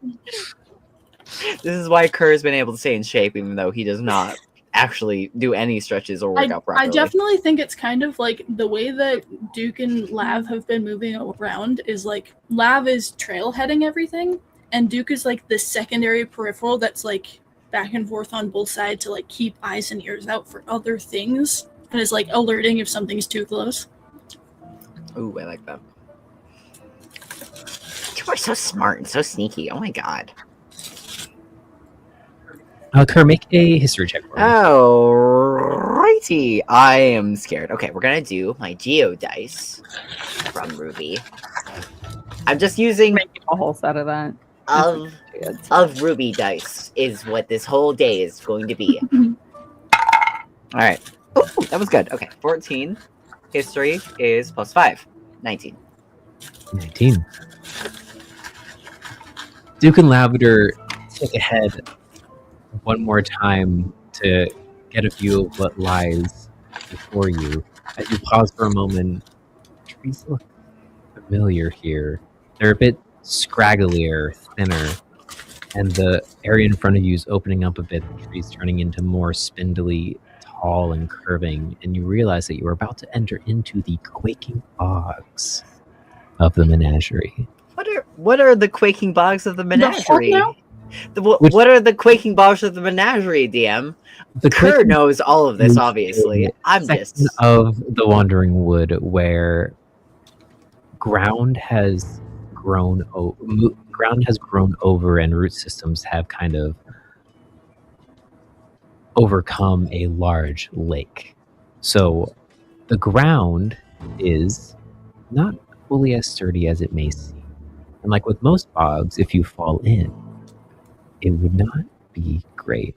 For you also know that inside of this lake lives some not all too happy lamprey. You know that there are routes through the lake that are solid. Enough roots have traversed and coiled together to make a firm walking path through the bog. But you also know that it is normally guided by small lights that the surrounding fur folk put in place for the people who live around the quaking bogs. But it seems like none of those lanterns are currently here. Yeah, they've been dealing with more important things at the moment. Kerr does share this information immediately, realizing where we're at, or like where our current course is directed. Another luck check. Yeah. See if this realization was made fast enough to stop you guys from pausing 13. Okay. Let's have luck. What'd you get? 13, and you too, Duke? Oh, I didn't realize I was rolling one. It just a D20 roll. Guys, we're so lucky. Lucky 13. I definitely think as soon as Duke gets told, it's more of like the soft like patting, testing ground before fully putting pressure on. Like even with his tail, will like around, kind of like the beavers do across the frozen river. That's an 18. 18. So have you step, and as Kerr calls out, your foot goes through what you feel is what you thought was solid ground. And it gives a little bit of the moss and dips through. Your foot gets soaked as you pull it back just in time before you put your full weight into the step. As Duke, you catch a peripheral of this and hear Kerr's call as you stop ahead of time and look out in front of you, and there's about the forest has opened up in this area. The canopy is light and you can see sky above, and you can see just kind of this uneven terrain in front of you that not uneven as it would be if snow hasn't been falling, but now there's just small little shifts of altitude in the terrain above you, as it's just kind of a mostly flat 50 by 30 foot clearing of snow. Every so often a tree will spike out or a fallen branch will kind of tick out of the snow, but it is, if Kerr hadn't known what you were about to enter into, just looks like a big open field in the center of the wood. Duke will definitely kind of take point in this area and will use his fluffier tail to kind of like sweep snow out of the way to get more of like what the actual ground is, and we'll do those testing steps to make sure they're sure footing. That quick instance when Lav was already reacting to what he was saying when it happened, Kerr did like shoot out an arm to like give her support if she needed it, and just like as he like helps her back onto whatever is a little bit more stability, just like careful stripes. Lavender guiding wouldn't be going too far ahead of Kerr and Scree, knowing she's also trying to be stealthy and could lose them, and does not want to lose her party members. We wouldn't want to lose I'm not you either. no. Scree is going to prepare the what is it called? Unseen servant spell. If any of our party seems to like stumble, I'm going to cast Unseen Servant like a couple feet away to just fall into the fog. To assist, basically. Yeah. No, to just distract from whatever creature. Oh. Make a bigger splash. Alright. I'm so tempted just to open up multiplayer Minesweeper and have you guys play it. No. I'm not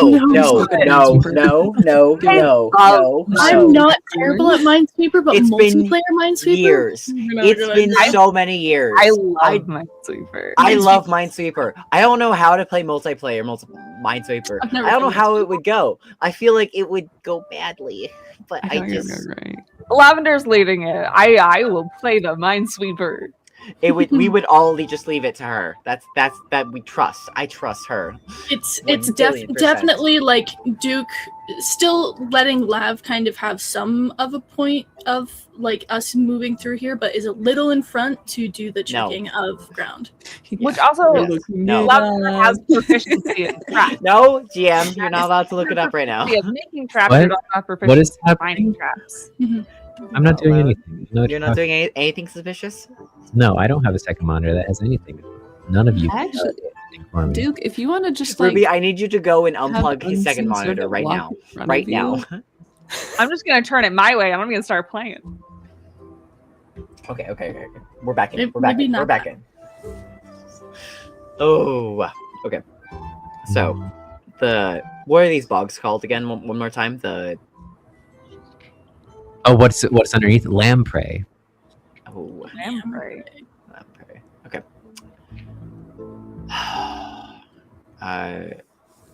Lav, Which the make a. I guess how much time would Kerr have spent around the Quaking Bogs? Do you think Kerr would know what a lamprey looks like? I think Kerr, outside of just being the son of like a part of the ruling class in this area, like learned geography and knew of it. And, you know, we don't want our precious nobles to actually go into those areas, but Kerr's that fucker. So he also just ran off to be like, well, I'm going to go do this. With his friends, just to explore the area that everyone said was super dangerous. So he's been there, I think, like a number of times, but like it's not so much that he's like, I know what the fuck I'm doing and is actually confident. It's with the very thin confidence of this is a dangerous area and people have died here. So I am going to be very careful with my friends. It's where he's at. It's familiar but not confident. I know her. I don't want to do that. I know. No. Okay, percentile dice. I have... Alright, we're using my Kerr percentile dice. This might be the first time I've ever used my Kerr percentile dice. Try to make him use all the dice. So much. Okay, that's a 0. And a 0. 100. 100.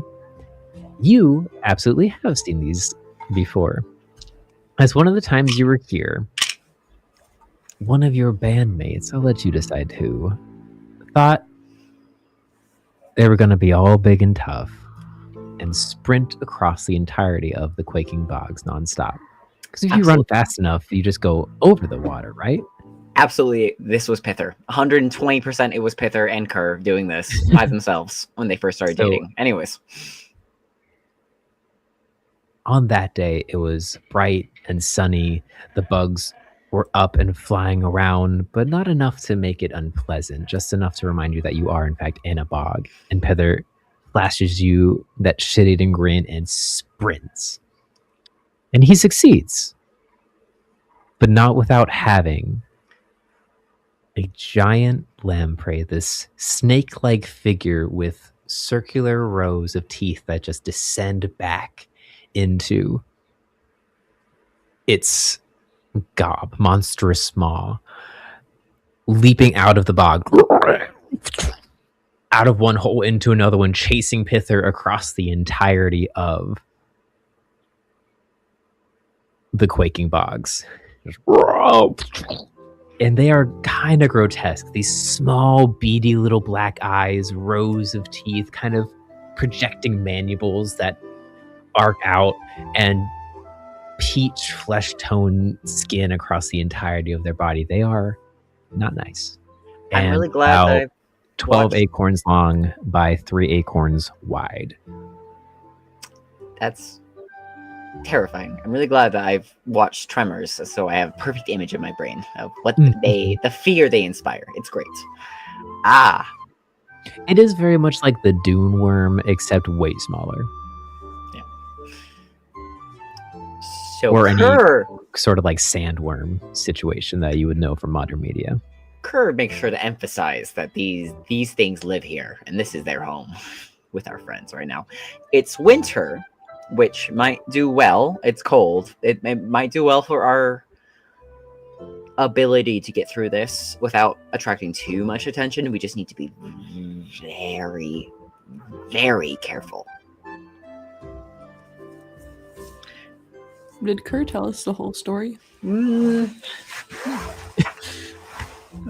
let me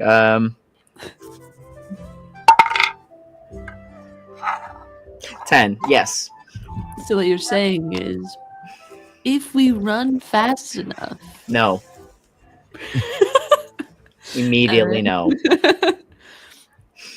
But like, you know, just tightens the seatbelt. Kerr was more sure that you wanted the gossip about him and Pither than the dangers of telling you what Pither did. That's why he told you the whole story. Like, of just being like, hey, this is what happened, me and Pither, this is what we did, blah, blah, blah, blah. And then you immediately latching on to the one thing he did not even consider was the worst part of that story is exactly what is the best part of all this. It's good to keep in mind, if worse comes to worse, there's a chance. It's a very small chance. I have the scars to prove it. It's not a good call. We just need to be very, very careful. Just from a curiosity point of view, Mm-hmm. in where the bog sits, how far apart are the trees? They're pretty dispersed out. It clears out a decent amount. There's probably one for every 15, 20 feet. Okay. That's a backup plan in case shit gets bad. Alright. I think if we follow in each other's footsteps, we should be fine. As well as Kerr, again, does like his ears up, listening and looking. The winter does slow a lot of the wandering with the trees around here. Make another insight check for me, Kerr. Stop making me do this. It's very scary. Every time you do this, I'm very scared. Okay, what did I get? What did I get? What did I get? Lav, would you mind if maybe I took a point in this like here? That was a natural one. Now, natural one. That was a natural one. Kerr's a little bit worried right now, guys. He's a little worried. The wood seems uneerily quiet. Oh, I don't like that. I don't know if any of us like that. I think Kerr would chalk it up to his own anxieties right now because he's in a dangerous area with his friends. So I don't know that he would mention it, but he's on edge is what he feels right now. Okay. So as you all gather to the edge of the quaking bogs, deciding the best way to tackle it, we're going to take a break. No! I need snacks. I was just thinking about that. Give you guys a chance I to know I grab need more some tea. snacks and some hot drinks and plan a way to traverse the quaking bogs. And yeah, we will return in 10 minutes time. Grab some snacks, grab some drinks, and we'll see you in a bit. Bye.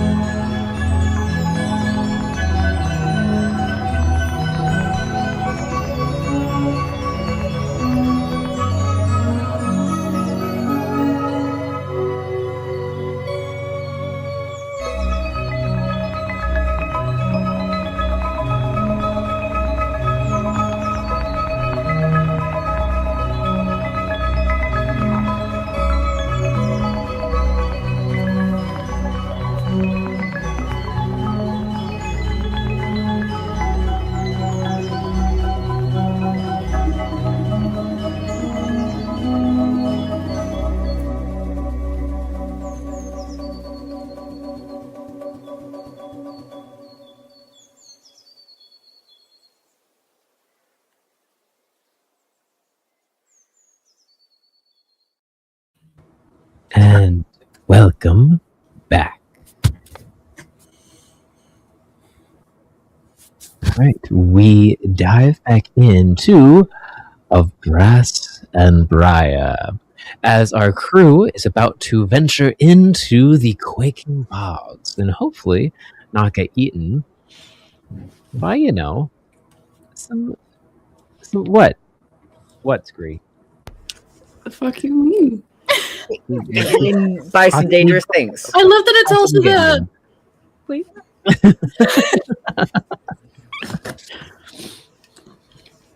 Venturing forward, how would you all like to traverse the quaking bogs area?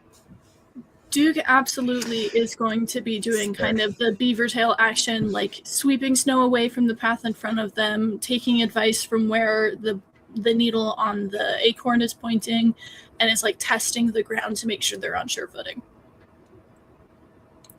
All right. Make an investigation check for me. Why would you bacon? What the hell? Why would you do that? Bacon? There's a hey, Oh, what's hey, what's that? that? All right, so we have 2 hey, what's that currently? Bacon? Just to add to the drama of today. Thank you very much. Okay, Son of a bitch. that's pretty average. 13. You gave me money. I mean, that's nice. 13? We do like money. So stepping out first, kind of turning around, using your tail to tap. The snow is deep, and it's really hard to actually use that method to tell what is just your tail packing snow and what is your tail finding solid purchase on the ground. So that's one tick on the Minesweeper board. They don't get any advantage for my discussing of being a stupid young person who went out here when I definitely shouldn't have. They don't get any advantage, DM? No? I mean, they didn't go charging in and get eaten by lamprey. That is true, actually. So, actually, we're very happy about that. So. Activating the hey, what's that? You all... Actually, Lev, you notice on the branches around that...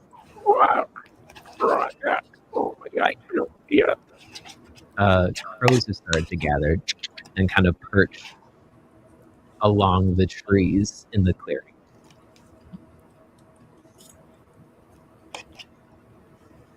Are these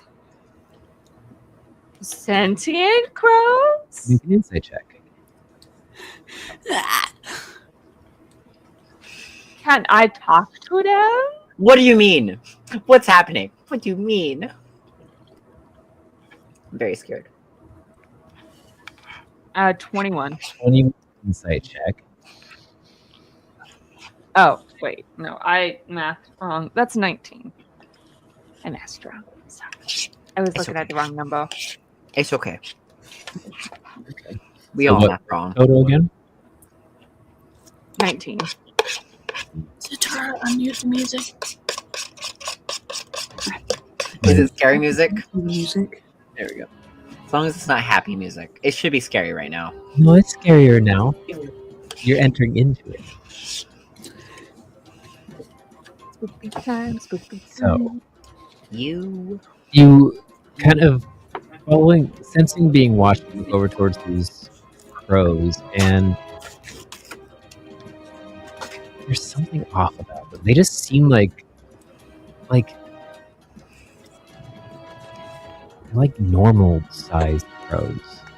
They're not the primal crows that non-sentient crows are typically the size of, and they're not the size or dressed or holding themselves like the enlightened crows that you've met before, like Brant. I guess it's a magpie, but I mean, they seem to look and behave like primal crows, but they are the size that a crow is to us as humans, but to you as They're bitty. they're like bird size, like normal bird size to you. They're the size of a lot of insects to you guys currently, Yeah, which is off-putting. Slightly very bigger, eerie. slightly bigger than we're used to, but not big, as big Yeah. as we think they should be. Uh-huh. Well, bigger than This is where sizes gets weird in this world. It gets real weird. So, in the world of Teleday, insects have grown to be the size of birds, essentially. Most insects. Some have grown bigger, but most insects have grown to be the size of birds, and all regular creatures that didn't gain sentience grew to be gigantic. So these birds seemingly didn't get affected by either of those. And are about, like, if they went to sit on your shoulder, they would sit on your shoulder like a normal bird. They're a little smaller than worm size. They're a little smaller than worm size, exactly. That's weird. Oh.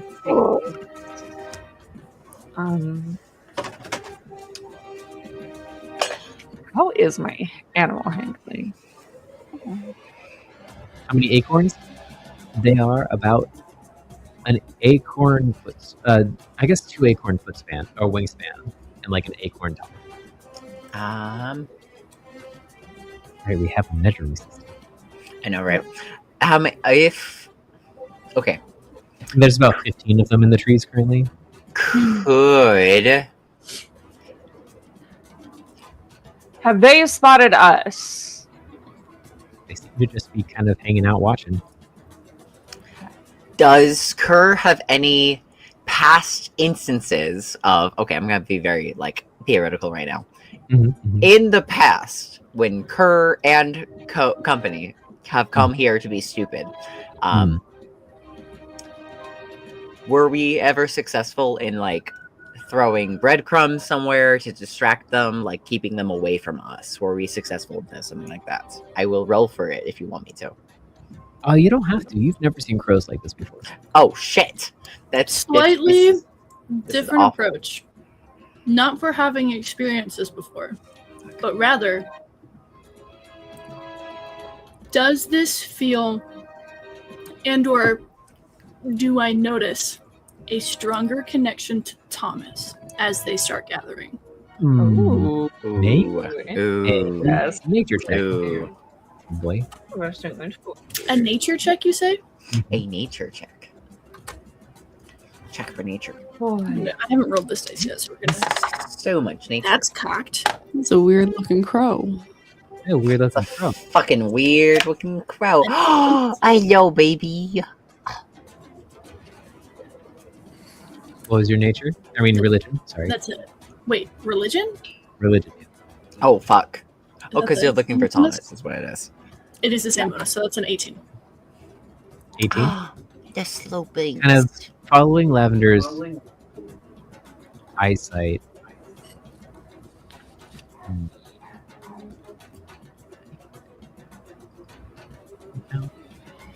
You don't sense any connection. Or like any foreboding air of necromancy around us. What's wrong with them? I think Duke will, for And the so we most know part, there's ignore them, and we'll try to keep. If nobody's like, maybe we should stop, Duke will still try to pick a path through the bog. Alright, Kerr will definitely say something like, those are not normal. They are not usually a part of this. If they're not currently like attacking us, we don't need to respond, but those are not normal here. I think all of us can notice that those aren't quite normal, but they just seem to be sitting and watching, so I don't see why we should stop. all right, Duke. Which way are we going? Because if there are these creepy, sharp eel things in here, we want to avoid them. So we go your way. I throw snacks the other way, so that we don't have to deal with them. I Hopefully. think we just leave them alone until they give us cause. What about the to do crows, something. the eels? I think the same thing until they do something. I don't think it's so much of a worry. For now. It's a good idea for sure, for distractions and bait, but I just think we should preemptively distract them. Sure. He's sitting on top of Kerr, scissored held high, like, yeah, let the eels come out. You heard one thing from that story. You're ready. So, yeah. With getting direction from Duke, because Duke's scoping out a path through, correct? Yes. Lavender is going to take an extra laugh snack and throw it in the opposite direction into the bog to see what happens. Oh fuck. Okay. Yep.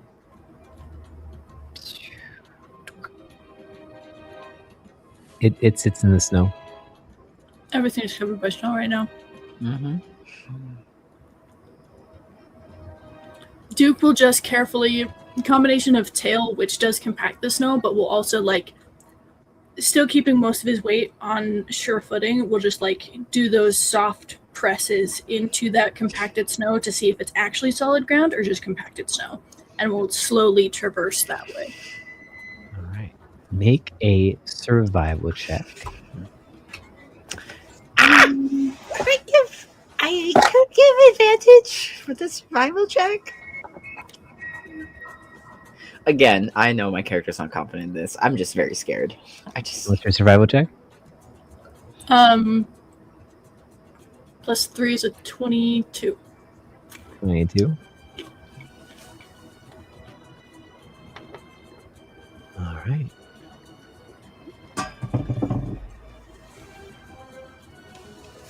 I'll also just make sure that arachnoid creature is more settled in like the hood of my cloak in case shit goes down. It's in a more secure location.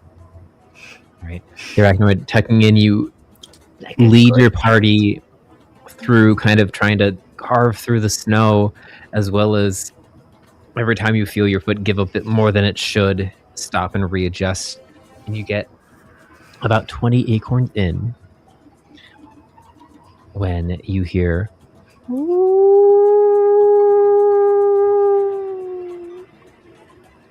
from the woods around you, activating another hit. What's that? Who did that? Who do I need to be mad at right now? It's Bacon. Low grumbles. Bacon, what the fuck? And howls from the woods start emerging as it seems as if the crow's numbers have doubled in size and are almost fully encircling the outer ring of this grove. You see. Into a trap. It's fine, guys. It's fine. Duke is so fucking locked in right now. You guys don't Duke, are you still leading the way, or would someone else like to help navigate this? Unless someone else has a different idea, Duke is fucking locked in. No, Duke's been leading the way, and I think it's been like, has it been Duke, Lavender, and then Kerr with Scree on his shoulders? Yeah. Following carefully. Fuck. I mean... Okay, here's a sidebar thing. I think as a safety net, Duke will take, because we've done this before, lengths of rope and tie us to each other. So if I miss and start going in, there's a security line to get me back out. Yank. Okay. And then if something attacks us, Kerr can just grab both sides of the rope, swing And you guys just- around, and I'll be on top. Everyone becomes a meteor hammer. You become meteor hammers is what will happen, and then I will just run as far as I can away from the danger. It's perfect. I think that's the only. This is a good plan. This is a great plan. There's a couple of times where like it's unsure footing and he has to readjust. It's like, okay, maybe I should be a little bit smarter about this, especially as more things are happening. Right. Is trying to ignore all of the outside influence. Will tie himself to Lav and then have Lav tie herself to Kerr, and then we'll keep going. Just being slow and methodical and very careful. So as you slowly and methodically make your way across, you get about halfway across the bog, only having a few close calls, having a tug on the rope here and there, a pause and readjust. The crows continue to amass, and you can start to see pairs of glowing red eyes apparate in the woodline around you. And as they walk out, you see just these large, black-furred, red-eyed wolves that have slight bone coming out of their fur. And as they breathe, just this heavy black viscera comes out of their mouth.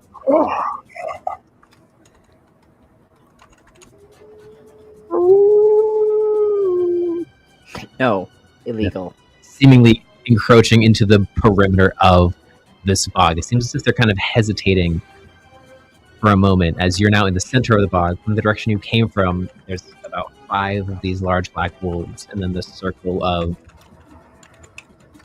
crows above you. Duke is locked in. He's got one thing that's going for him. Ah.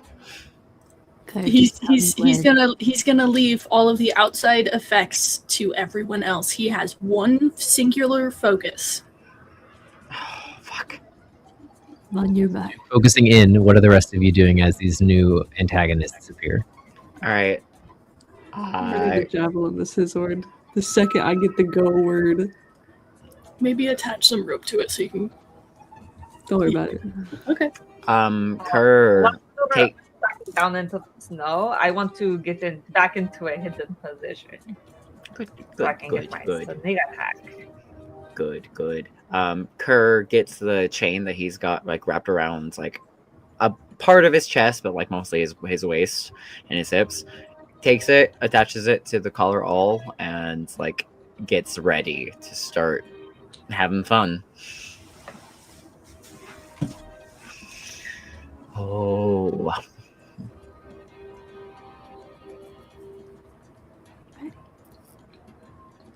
Just let me know when. God. It's kind of like that stalemate of like waiting for the other. We're waiting for them to attack us. Ah. But is like ready for it. Whereas Duke Yeah. is like Duke's definitely been more huddled down to do the testing, and it's on all fours. So like the cloak is down, and he's a little more hidden from like generic eyes, especially with everyone else behind him blocking view of him.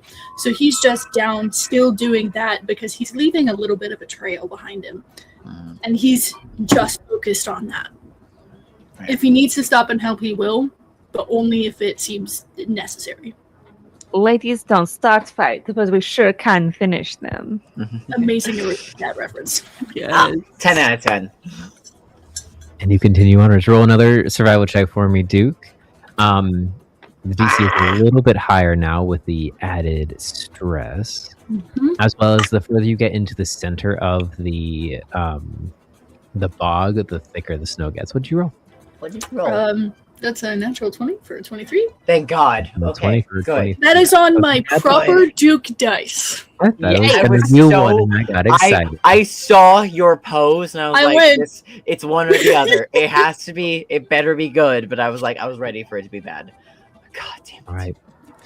Navigating through the bog, focusing in, the three of you stand ready for any sort of movement from your onlookers as Duke, you navigate them through, almost finding a stride. It seems as if you found one of the large root systems of the bog and are very easily following it now. You're about 15 acorns away from the edge as it seems like you're about to make your way out, that the wolves make their move, dashing across the bog towards you. The crows like set off in flight, swirling around, almost blotting out some of the sky above you as the wolves and barrel towards you. Let's go. Let's go. It's time. Square up. Three of them dash forward. One of them, there's one that stands taller than the rest. Red fur that dashes out, following the very quiet. snow. I'm sorry, boss. I'm just Part of reading. your brilliant wow, speech I'm getting- into this moment was overshadowed. I'm so sorry. I just want to hear That you. one song was way louder than all of the other ones for some reason. I apologize. Okay, good. Okay, restart. The main wolf does a bit larger than the others and slightly red tinged, dives in and starts following the trail that you've carved through, as two of the other ones trying to catch you faster dash off, forging their own trails, and one disappears into the bog below, and one leaps, and from the bog you see one of these 10 acorn long lampreys dive out, snatch at it, miss, and then dive back underneath the snow, instantly covering over the hole from where it left and diving below. Cool. The other three That's cool. close in on you quite heavily using their movement and dash. They're almost within attack range of you. As we circle back around to your turn, what would you guys like to do? Duke is sticking with the same thing. If he can get to sure ground past this, we can just go. So Right. he's still traversing. Duke continues to try to navigate you through. They are within 30 feet of you currently. Ah, okay. Waiting on Kerr's word. Lavender is covering Duke's ass, All letting right. Duke do his thing, kind of be like preparing action. If anything attacks Duke, Lavender will intercept and attack it back. And if anything attacks Duke or Lavender, Kerr will. Depending on how cover we're their doing ass. action economy right now, because they're within 30 feet, you said? Yeah. Duke will center just behind them, and will throw, just kind of as he's like peeking over everyone, just will like throw a shatter spell their direction to create more chaos back there than where they're heading. Ooh. And then we'll keep forging forward. It's a Constitution saving throw I need from those wolfies. Get him. Get him. That's a natural one from one of them, another fail. They all fail. It's Two of them only quite badly. 13 DC, but I'll take it. Get him. Get him. The highest I rolled was 8. Love God. that. Love that for us right now, especially.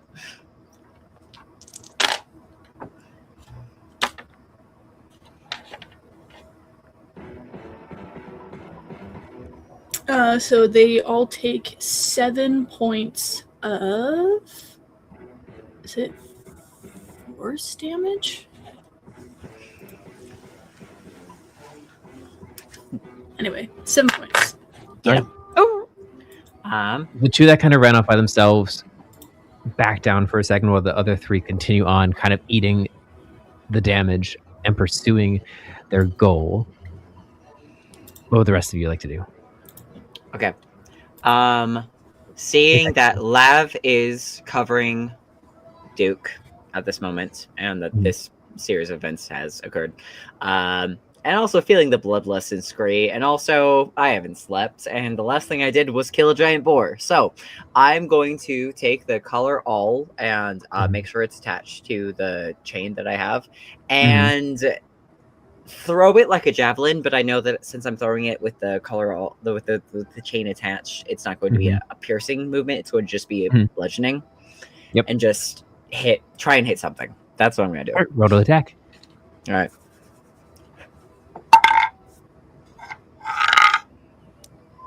$19 plus 19. What's it? 9 with the collar all. Yep, definitely hits. 8 to hit. Hey. Yo, what the hell? Okay. Anchoring your foot in the heavy snow, you pivot and use your momentum to whip out the collar all towards the head charging wolf. Strike and deal. Okay. 1 plus 4 plus 6. 5, 11 plus strength is a plus 5. So 16 total. 16 total damage? Yes. The head wolf that you were aiming for dives out of the way at the last second as one of his subordinates get hit in the side and just get knocked off the trail and sink into the bog as you hear the lamprey comes, chomps one of the wolf subordinates and carries it down. One of the wolves is gone as you all progress onwards. Scree and Lav, you're covering Duke's back, continuing. I'm holding my action. Scree, what Scree, do you would want you to like do? to do anything? I'm waiting for you to say go. Ross, you gotta. I just hit a thing. You could go whenever Let's you go. wanna. Let's told go. No, I told you, you gotta. You're leader right now. You gotta say fire. All right. This quick interlude happens, and Kerr is like, "Fire away." And I will javelin throw my scissored. at Okay. some of the wolves. Make an attack roll. It's a 17. 17 hits. That's 2d6. Where's my d6? 6, 9 plus a d4. 10, 11, 12, 13. 13. Lashing out at the head wolf again. The last secondary one that was running with the leader jumps in and grabs this sort of with his mouth, but mistimes and kind of gets slashed and falls to the side. The chief now just charging forward on its own.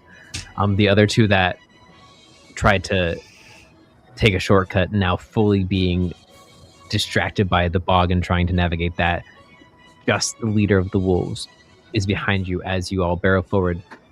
Bringing us to the crows. They circle around. No, that's illegal. Go in and I'll try to make some attacks against you all. No, that's illegal. I would Why like would you? to bonus action summon my Scissored back. I love it. Warlock Scree! Yeah! Taking out one of the wolves, you summon the Scissored back just as some of the crows start dive bombing you. Not really doing too much damage, but hampering your advancement. Trying to essentially just slow you down, which they do manage to. Thankfully, however, you're already pretty close to the edge of the quaking bog. All you need is one more successful navigation check from Duke to make it across the bog, and hypothetically, to safety, or at least moderately safer area. Safer-ish. You got this, Duke. Come on, Duke. Come on. So with Duke. her and Scree holding off the onslaught of others, Lavender supporting Duke. Duke, make your last survival check, which would have disadvantage by the crows if Lavender wasn't specifically helping you. Hell yeah. Yeah. Okay, good, great. We got this. Okay. +3, dirty 20. Dirty Power 20. of friendship. The power of friendship. God damn. Lavender taking her taking Arbor's Folly and kind of doing a circle of electric energy around you to keep the crows away. You navigate the last 15 that's so acorns cool. of the quaking bog. A lamprey jumps up and tries to lash at the wolf who's charging out, who kind of backs off, claws the lamprey, and continues onward. You all dash into the wood on the other side of the quaking bogs. I'm going to need you all to make a group stealth check for me, still holding on to Pass Without a Trace, as you try to lose your tail, essentially.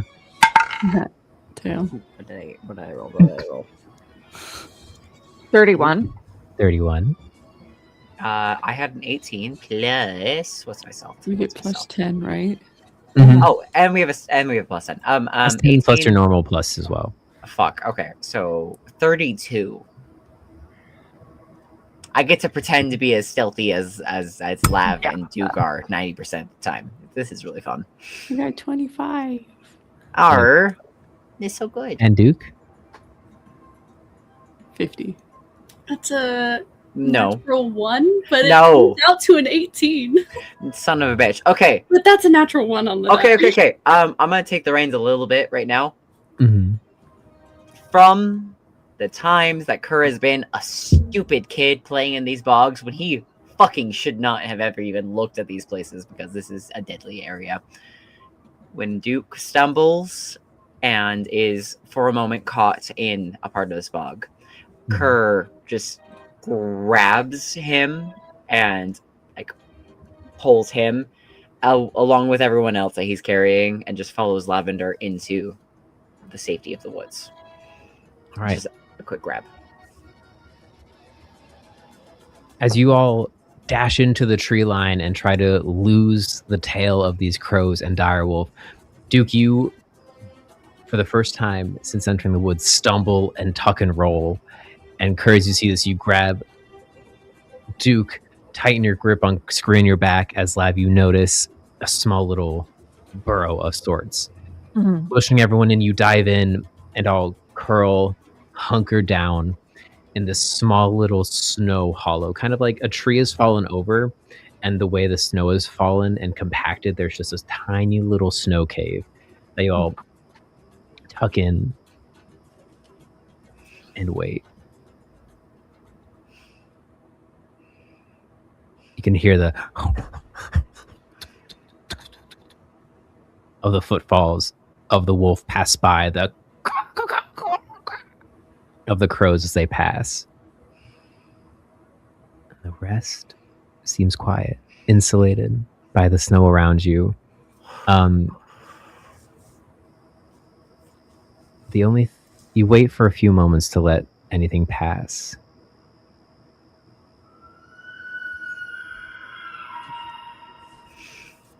This screeching noise, a kind of cry, cuts through the soundproofing, and silhouetted on the outside of this snow cave, you see this tall bipedal form walk by.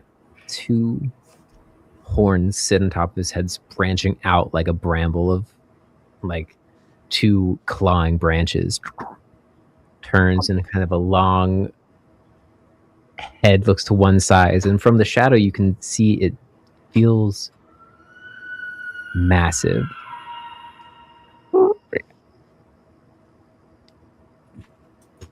The crows swirl around it and kind of encompass it, and as they leave, the form just vanishes.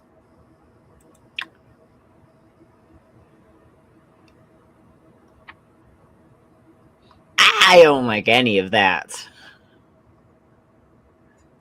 But you seemingly have successfully lost your tail. Wait, where'd it go? Well, that's nice. No, my ring of communication. Son of a bitch. Arnar, I lost my tail. I'm just like Mora now. I don't like that at all. No, did not like any of what the fuck that was. So all of us are probably just like... About how long has it been since we feeling left? a feeling. Since you left this morning? Oh, yeah. You've been probably traveling for a couple of hours at this point. Probably getting close to midday. Okay. You probably have another 4-ish hours until sunset starts happening. Okay. Do we want to maybe stop for lunch? That seems a relatively okay spot. Let the adrenaline settle a little bit. That good idea. I second the motion. Any opposition? Say aye. The screw curls up and falls asleep. There it is. The eyes have it. Let's eat. As we kind of get some snacks and stuff, Duke will pull out the notebook of serfs and will start putting in some time to try to figure out what the cipher for this is. Alright. I want to get my hands in that thing so bad. And so you're putting in the hours, and we I appreciate have to find what the key is to decode it before I can start decoding it. So that's what he's going to spend this essentially short rest doing. Kerr takes Scree and puts Scree and Worm into a little like nook of wherever we're at currently, and just like bops Worm to be like, keep a good eye on him, and then turns to Lav. What do you need? Firewood, water. What do you want? I mean, some water, I suppose. Make some tea. It'll get a little caffeine in our systems. I was thinking something black and citrusy would be lovely as a little pick-me-up. A little nervous about the sounds and the shadows outside of our burrow. Kerr, like, does it? Kerr, God, stop doing that. That's rude. That's mean. I'm wondering if it's just like an additional thing that's been layered over. I know. It's just going to keep going. All right. again, I'm relying on the fact that Kerr has been an idiot in the past. This is definitely still scary because it's always been scary, but he's heard it before. Maybe. I don't know. If this is Make Hey DM, have Kerr ever heard this shit before? Cause nature goddamn, it's scary. Nature? I hate Dude, you were doing a lot of research about this babushka Norma. 15. These crows have me quite a bit on edge. I haven't seen anything quite like them before. Like, was there anything said in the storybooks about strange happenings or creatures around Baba Norma? Or anything? I don't exactly remember there being anything of strange happenings, but from my recollection, she's known to keep animals and critters, created a menagerie of sorts for herself. The corvid that we're dealing with now supposedly is one of those creatures, so maybe, but there's not actually lots of defined information about her, just hearsay and stories. Just wondering if maybe it was a sign you're getting close. We're in the right direction. And Lavender will pull back out the acorn compass using a second slot to make sure we are still going in the correct direction and where to go after our little tea snack. We're having little chocolate covered biscuits and some black orange tea. Okay. What was your nature roll, Curry? It was a 15. 15. As Lav hands out the victuals and pick-me-ups, you try to think if you've ever seen something like that silhouette you saw through your other journeys through these woods, and nothing quite comes to mind. In fact, actually, the only person who the silhouette looks familiar to at all is Scree. Damn it. Of course. Interesting. What? Scree, you have seen a form that is similar to this silhouette while accompanying your knight to various duties in the royal chambers. Oh, shit. Oh, shit. Wait, what? Oh, shit. We're getting into Velvet Class shit right now is what's happening. Oh, shit. Oh, I hate it. I mean, it's about time. It's not like Oh we my have god. two This whole characters time. in the Velvet This class. whole time. It's been waiting this whole time. Oh my god. Oh my god. Are we surprised? They're the I don't want to say the bad guys of the continent, but kind of also are. Yeah. Because bad guy is subjective, but they're not doing good things. Isn't everyone a bad guy in some Truth. Would you like me to make a history check to see how much I remember about this? Yeah. I'll give you silhouette? luck if you need it. I will do that. I got so I much forget luck. that you have the lucky feat. I did. You know what? 2 curses is a lot, but I would. Feeling lucky. Yeah, you. Scree, do you need any luck? Scree, would you like 1 luck for funsies? Because I've been hearing you all day. Oh, perhaps. Goodness, I have a bad memory. I'll give you a 1 luck. You can re-roll that D20. I can give you a 1 luck just to see if perhaps we might be extra lucky on your next roll. I've been carrying you for so long. That's a 14, which is better than a 6. Hey! With a 14, Hey, yo. the silhouette looks real familiar to those days where the high family of the Velvet class would emerge from their back chamber behind their thrones, kind of backlit from the room they're exiting from and into. Those were massive. If anything, this may be a bit small, because the towering forms of the Velvet class stand nay 30 acorns tall themselves.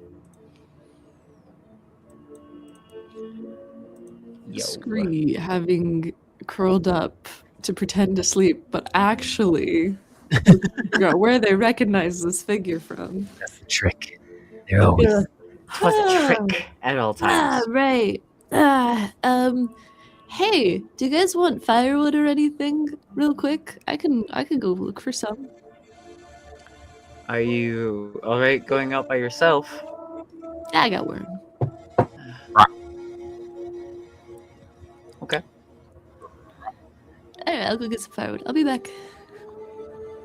Duke just kind of snuggles down, tail in the lap, with the journal and his own notebook to try to break the cipher. And in his little like hood with the arachnid, we'll just like drop another bit of crumb.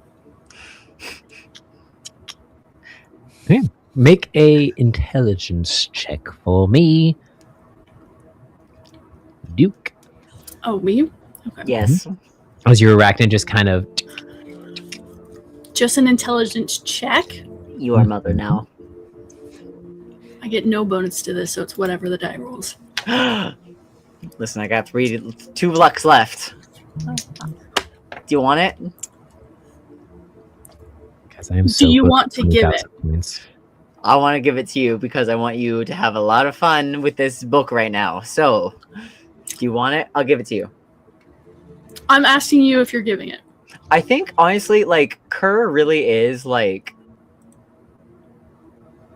There is an aura from Kerr that isn't entirely, like, normal, but is, like, he's feeling away. Again, he hasn't slept since he found his friends and everything else that's happened. So all of... And the fact that he has this energy, that this ability, this focus, this rest, is a lot from the feeling of settling, a lot of feelings of his past, and his grandfather giving him like a song of like blessings before they left, which he didn't have last time he left home. So he's giving off an energy to all of his friends right now. So Kerr absolutely would give Duke a luck at this moment. Okay. And I will mark that off. Second luck. If the DM allows. Yeah. With You no can use it like bonuses. however you want to. With no bonuses. It's a Okay. 15. 15. Which was my first one. You tuck in and try to deduce this cipher, and it doesn't take long before you realize it is very complex. Goddamn. There's a few ciphers layered over each other in this, where you'll decipher a word that seemingly doesn't make sense, but then you realize that if you run it through the cipher a few more times, it starts making it. Words are out of order. It seems as if the text in and of itself seems a bit jumbled. From what you can deduce now, this seems to be a private journal of Sir. Oh. Just based on how much effort he's put into creating it unintelligible. Yeah, Duke will just, like, as he's slowly figuring out different bits of this overlaying cipher, will, like, create himself a key as, like, there's different versions of it to, like, run them through multiple times. And it's just starting the process to decipher this. I know it's probably going to take some time to do, but I'm getting started on that shit. Absolutely. And the notebook is packed full of writing. And some of the writing is like in the margins, some of it's diagonal, there's circled and crossed out things. The text itself is minuscule. There are times where you kind of hold it up, you have to like bring it really close to your face to see what it actually says. Maybe, like, lean it over to Lav because my eyes aren't the best. And as you all settle in to work on that, Scree, you venture out to search for firewood. Are you actually searching for firewood? No. What would you like to do? Do we ever? What are you doing? I would like to see if I can not necessarily follow the tracks, but find his tracks and see the direction that they were leading. Make a survival check for me. No. You've left my sight. I have no more luck to give you. I just gotta tell you that now. I have a +4, so that's a 13. Yes. Lucky 13. Lucky 13. So lucky. It's so interesting to see how luck, like, systematically works within different systems of tabletop role-playing games. Random comment about how I like how luck works.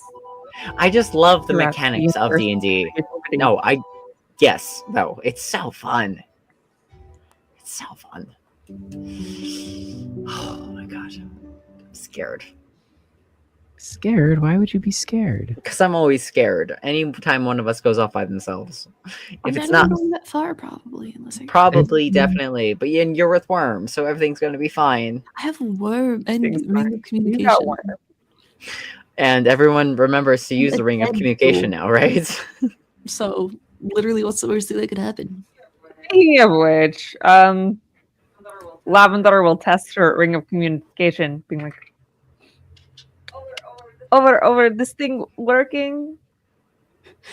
Scree outside How is like super focused. There's no Scree jumps in the snow, huddling down, bah, and then back down.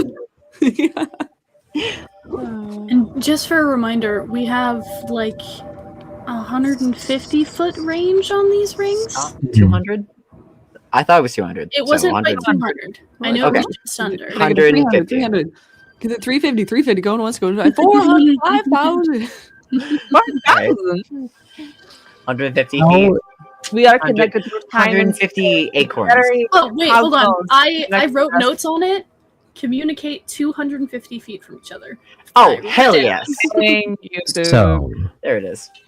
how determined are you to find this thing, Scree? My goal at the moment is to see which way the tracks are, and then magical lock in, see where we're headed, and if it is aligned or if it is askew. Because if it is askew, I'm going to try to lead our party towards the creature. Interesting. Okay. Why would you do this? Hey, this Very thing might know where Wax actually Oh, is. Elle is Actually- really excited. Kerr might not be, but Elle is really excited. 1 minute ago, you did get an inspiration from Matt. If you would like to re-roll your survival check, Roll better. or you can save it. Matt, if this all goes off the rails, it's your fault. Yeah, Matt, it's your fault. What'd you get? What'd you get? What'd you get? Natural 20. Yo. I need someone to Get get it. a clip of Get this it. to this. Oh my god. So, Oh my god. you set out in one direction. You see this set of tracks that you start following and then stop for a second. Your eyes kind of flash that brass color and the tracks dissipate. And there's a small little string that appears that starts leading you through the woods in a different direction. Following it through the trees. Make a stealth check for me. You still have Pass Without a Trace, so add Thank 10. God I do. Thank Box Lord, I do. That's an 11 plus 11. 4 plus 10. 11. 25. 25. 25. 5, yes. 5. Oh. Numbers. Maybe We all 26. know how to count. We all know Dropping numbers. into the snow, diving from one tree to another, grabbing a branch and riding it across to another tree. You hunker down, kind of lift up your scarf to make a pseudo hood. And then from the branches of a tree, you look down, and back at the bog, kind of one of the northern corners of it, there's an opening. You just see this 15 acorn tall form. Arms and legs covered in bark, long fingers extend out with vines wrapping around them. kind of when it shifts, you hear the sound of breaking wood against wood. It kind of shifts.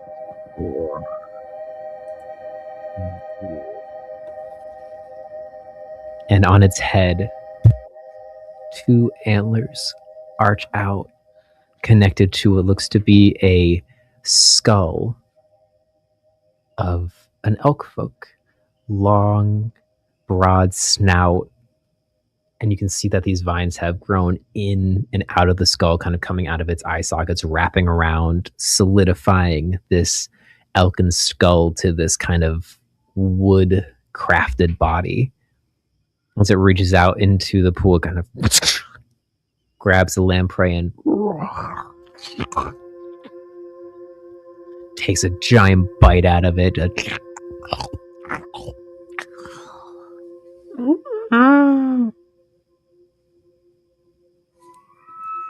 One of the wolves comes on the side, pads the last remaining one that you didn't take out, looks up towards it, and just sits next to this elkin figure.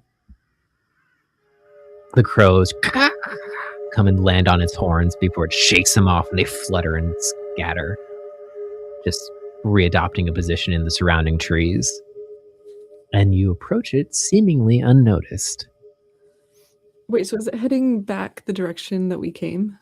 It's currently kind of crouched down at the edge of the bog and is fishing lamprey out of the bog and eating them.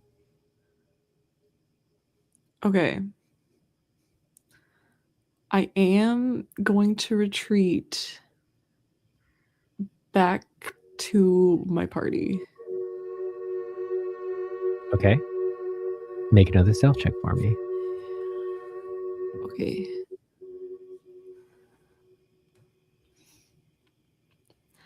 That's 4 plus 4 plus 10. So that's 18. 18? Yeah, I'm scared. Okay, I should roll. No. Stop with the scary noises. It's unfair. We're already scared. Stop. It's just the noise it makes, my dude. I can't help it. I'm not doing anything.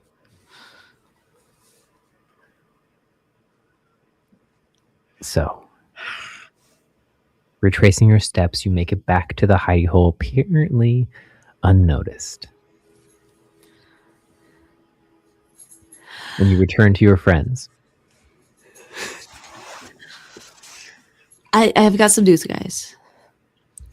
You One, didn't have any firewood? yeah, it's all covered in snow. That makes sense. Yeah. Hands empty. No shame. But I did get communication with, And I show off my glam. with Boxboard, right? He said that the reason that the Lady Gaga is hiding is because of the creature that chased us, and so we need to get it and defeat it. Make a deception check, Scree. You don't know if I'm Heavy lying. goddamn And insight each check of right you, now. make an insight check Insight for check. me. Because I think Kerr truly does not believe Scree is capable of deception, so insight is really the only way. Kerr, then. Yeah, Kerr believes Scree. Lavender will pocket her acorn. Spree, I trust you infallibly. Let's go. I thought that was a 1. It was a 9, Lab's so at it's the a top of my 12. favorite people list. Rolling a natural 1 on that. Did you really? Yes. I rolled a 9. I thought it was a 1 for a minute, and I was so Damn it. It's excited. personal cooldown. What What'd did you get? what What'd did you Scree get? Let's get.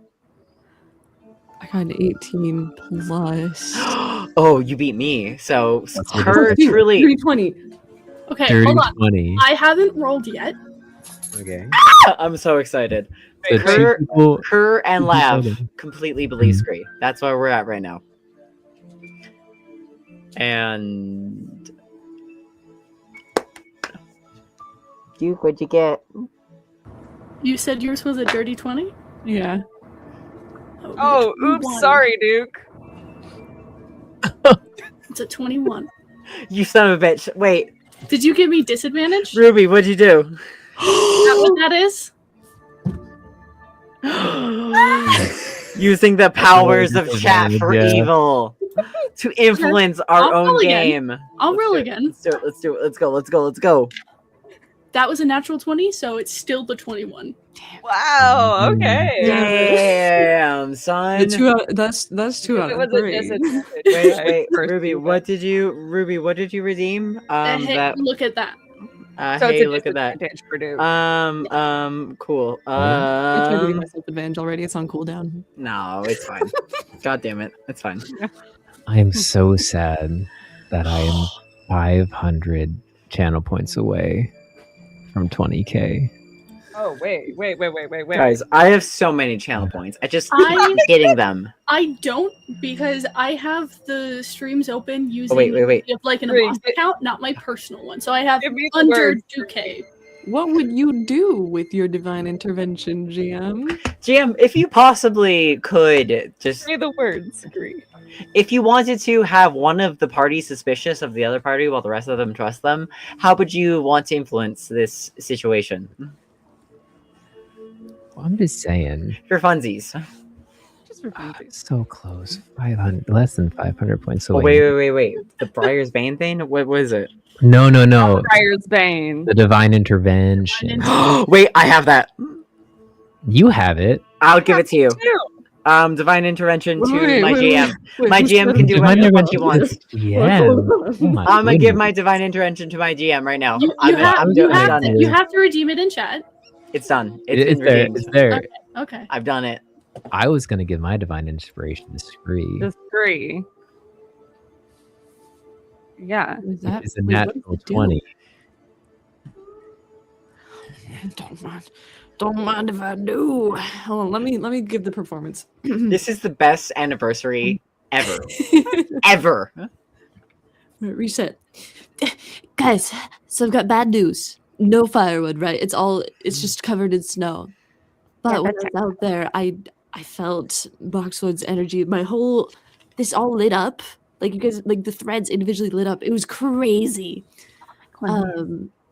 But I could hear in my head. He didn't come here. I could hear in my head, and he warned me that if we tried to find the baby no money, we would fail. She's in hiding. We cannot find her unless we defeat the creature that was coming after us.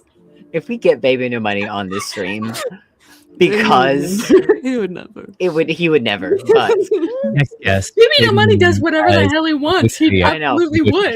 he won't be here. But if he ever was because of this, I will say the rest of my life is good that I spent my chat points on this. If he does, can I have inspiration forever? Yes. That I mean GM needs to imagine say the it. amount of behind the scenes planning if I just whip out the guest screen right now. Oh my god. I think I'd kill you because I would be like, no, wait, I didn't prepare for this. Guys, I don't have that kind of numbers, okay? No one does. Dude, as Scree is saying this, there's something in your mind that isn't quite clicking, but as you look up and are about to say something to contradict Scree, you just see from behind Scree for a moment the shadow of a wide brim, tall cone hat, blue poncho, and glowing brass eyes look up at you and go, shh. And Wait, he's back turn again? away. And whatever contradictory statement you were going to say to point out that Scree is in fact lying, there's a switch in your brain for a moment. It's like, never mind. I thought you would be pissed. I think what Boxwood got goes you. through his mind is he's like He likes the hustle. he's so locked into we need to find Babushka Norma so that we can figure out the shit with my brother so that we can make the next step, yada yada, all that. Like that's the train of his thought, and that's what he's gonna say, and then he sees the Box Lord in that After Effect image, and just kind of sits like he's only ever helped us, so maybe this is the next step. Mm-hmm. Oh, okay. Oh, lot of trust. So what do you all do? Duke like sticks his pencil, pen, whatever into the notebook, closes it, puts it back in the big pouch on the belt, and we'll just kind of stand up. All right, Scree, your lead. 3, 2, 1, sneak attack. And she's like, yeah, let me channel him and have him lead me to it, knowing where it is. All right. Guiding your crew out of its little hidey hole. You can all take the benefit of a short rest. Okay. If thou doth wish, which includes if you've gotten any damage, you can do that. Which, all if good. you heal any damage, remember to add the bonus from labs. Little snacks. With lab snacks and the spell that, or the song that Vern gave us before we left. As you all follow Scree. Scree, you lead them back to where you saw this elkin creature before. And it's gone. All that remains is the partially eaten form of a couple of lampreys and heavy laden footprints that delve into the wood to the north. And kind of looking up that way, you can just barely hear in the distance. This is every time. Every time. Is this heading the opposite direction we were previously headed? No. Okay. Shit, we just missed him. Let's see who can track well. Duke will go up to where the partially eaten bodies lie and where the footprints are, and will tap into. For those who don't know, fun fact, ferrets are actually used to track and hunt rabbits for people who, because they burrow in things. They burrow. We'll tap into that instinct and we'll try to pick up the scent of whatever this creature was to try to get a heading on where it went. Kerr will give you advantage, or will give you bardic inspiration. Just as you go to like start your like observations in technical prowess, Kerr will be like, "You got this, Alpine." So, bardic inspiration. All right. What are you trying to roll right now? What are you trying to use to navigate currently? Perception based on scent or survival based on scent. All right. Do survival based on scent, so you get the bonuses from your scent. You got this, Duke. You got this. You got it. Get it. I can't ever read this black one unless I'm like shining it in the light. Plus 3 is a 18. Right. Walking up to where this figure was and seeing the heavy set tracks, you kind of sniff, and there's this slight smell of moss and like freshly turned earth that ventures northward. And following through, you follow for about another 20 minutes before you enter into a new opening. The ground around you kind of gains this slight purplish, ruddy red hue.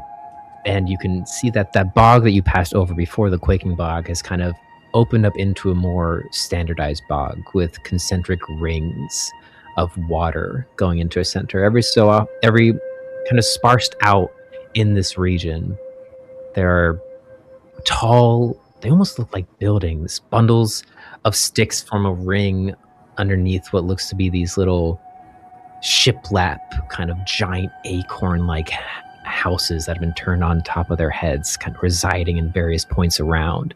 And in the center, there's a large building.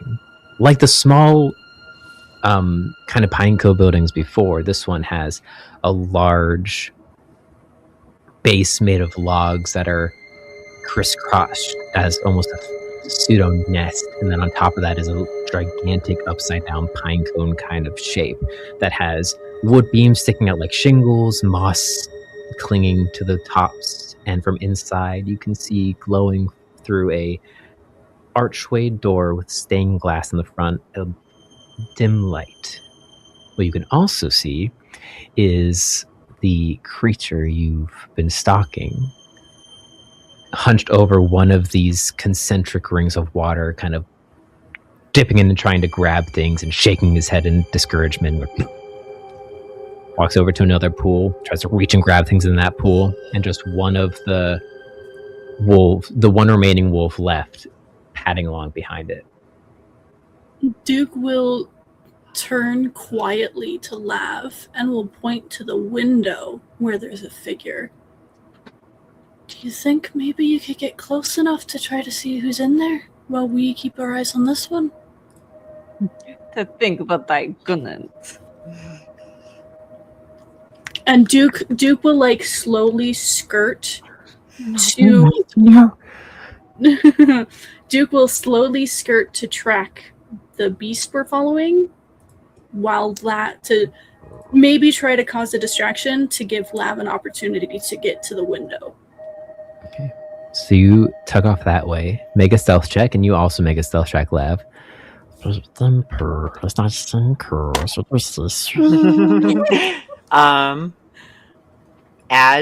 Okay, wait.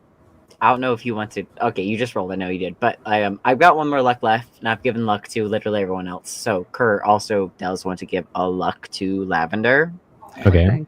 I don't know how mechanically that'll work. Yes, basically, yeah. You can whenever you want to.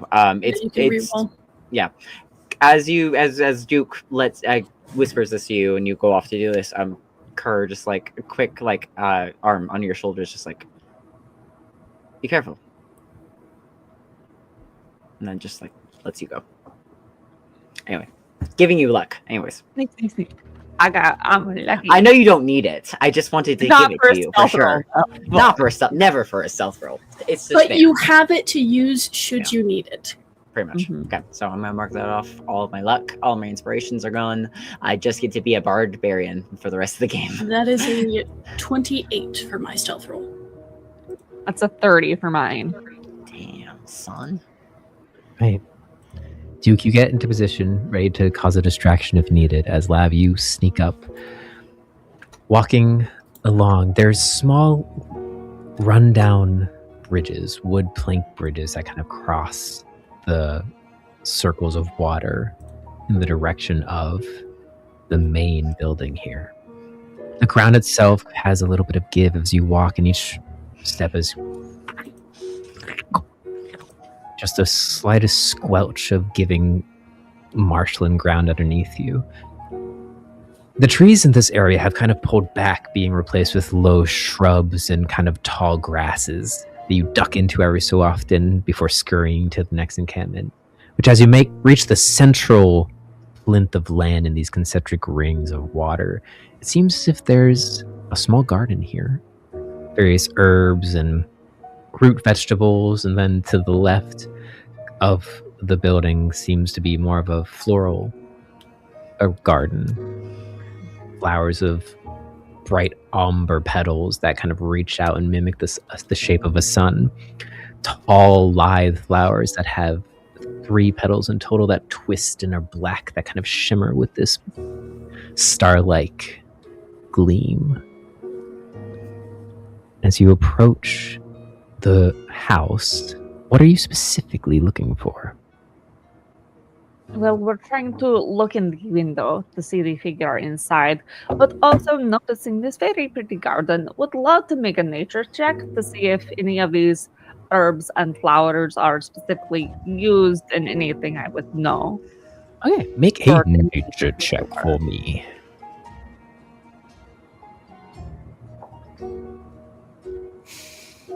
That would be a 24. 24. 24. Looking at the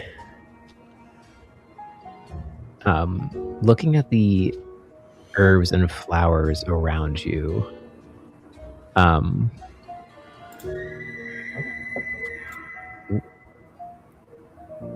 Sorry, I hear the people mouse again. click. Every time. Every time. What do you mean you hear the mouse click? You don't hear the mouse click. I can't even hear my mouse As a We're rat, I know a scared. mouse click when I hear one. You would. Oh, mouse click when I hear one. Oh, sure you do. Oh, sure. Oh, sure, why don't ya? The sound of the scary elk will not distract us, so stop using it. It might. It won't. It's not terrifying, and it doesn't harken me back to an older age of my life where I wasn't even here. I don't know. It's terrifying. You recognize a few as the base compounds for a potion solution. So essentially kind of what would be used to then make more. There's a lot of those around. You recognize some for more specific potions like healing, anti-poison, poison resistance, and then an antidote. The flowers you don't recognize at all. There's a few herbs grown here that seem specific to this box set. They're kind of smaller, they're kind of smaller with more of a dark purple and green kind of tone to them, and they're really leafy, almost like heads of lettuce, but kind of more loose and jagged. Those ones you don't recognize. But the garden seems well cared for, curated. As you get closer, you see that there's actual things in the soil that kind of section everything off, as well as what seems to be small little stones with runes carved on them that seem to flash anytime an insect gets close enough to the plants, where the insect will disappear on one end of the garden and then reappear on the other end and continue its flying.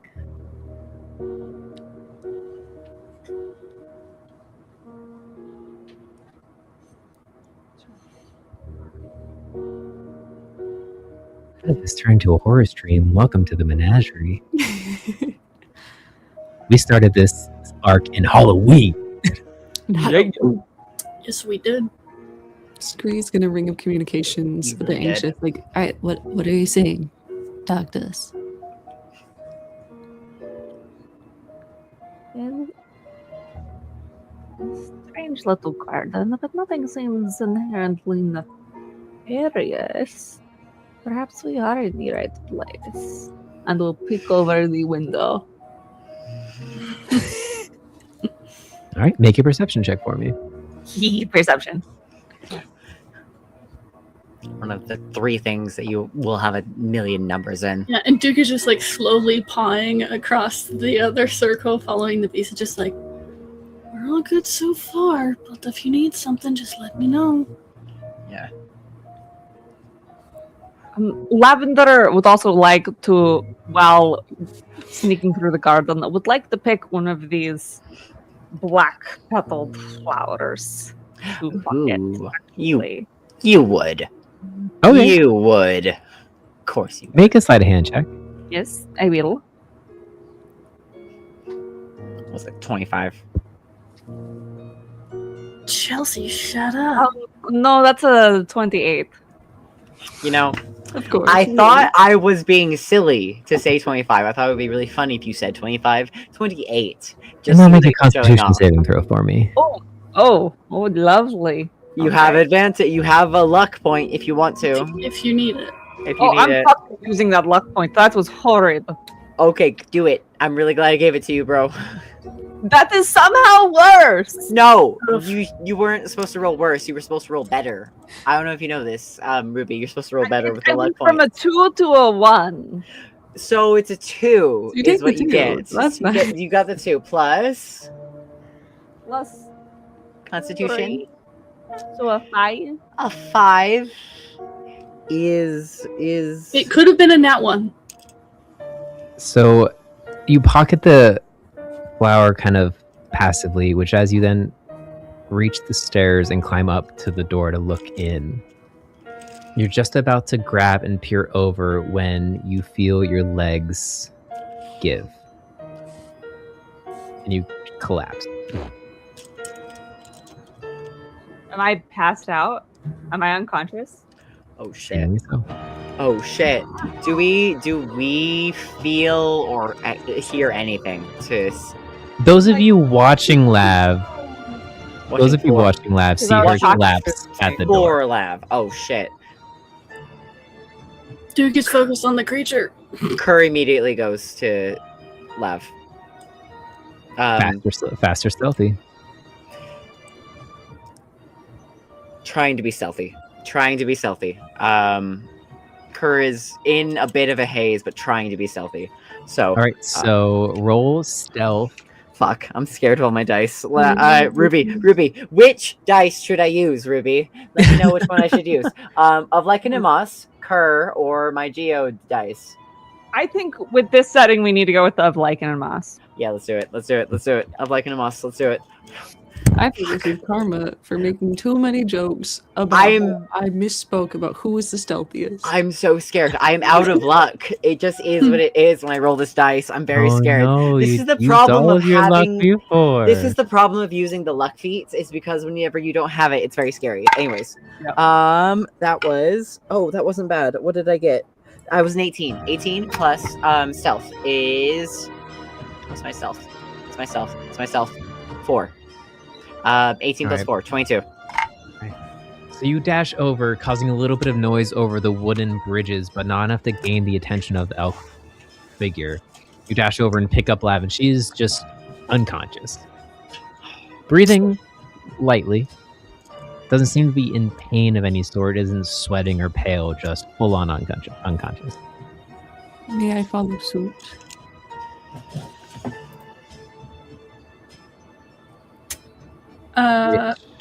Kerr, you now have language. Kerr cannot swear for the next 10 minutes. Fuck! Okay. I won't swear for the rest of the how many minutes? I think it's 10 minutes. I'm going to give myself a timer right now because whenever you need to swear, just point down at me. I got you. No, thank you. the swearing translator? You're my bud. Thank you for that. Yeah. Anyways, Kerr runs up and like taps like Lavender's face, like trying to like see what it was that like she's why she's unconscious right now. Lavender. And then seeing her just unresponsive, does a quick look around, just to see the quickest place to put her. I'm sorry, 30 minutes for the no swear? We don't know our redeems. I'm sorry. Oh my god. That's not swear. Roll a investigation check. Okay. I'm gonna just put 30 minutes on the timer, I guess. Kerr dice. Oh, that was 9. Perception is a +5. 14. 14. Looking around to try to find a good place to stash Lav to try to figure out how to wake her up. You can't see anything excessively safe, but what you do notice is kind of as you turn Lav to carry her somewhere, a long-stemmed flower that has 3 black petals twisting up that kind of shimmer with this astral glow falls from her hand.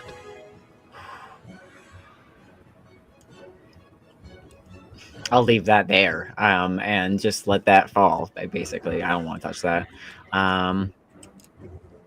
And if I can, I will just move to. Excellent. I will move to the nearest like dark corner to like hide ourselves, and just like one more stealth check for me. Fuck. No one has communicated any of this to do. You can't swear. I know. I can't swear. I'm sorry. I won't swear anymore. Oh, now have disadvantage on your stealth check. No. That's what happens when you break the rules, guys. We're gonna do of Lycan and Moss dice and Kerr dice because that seems fair. Hey, folks.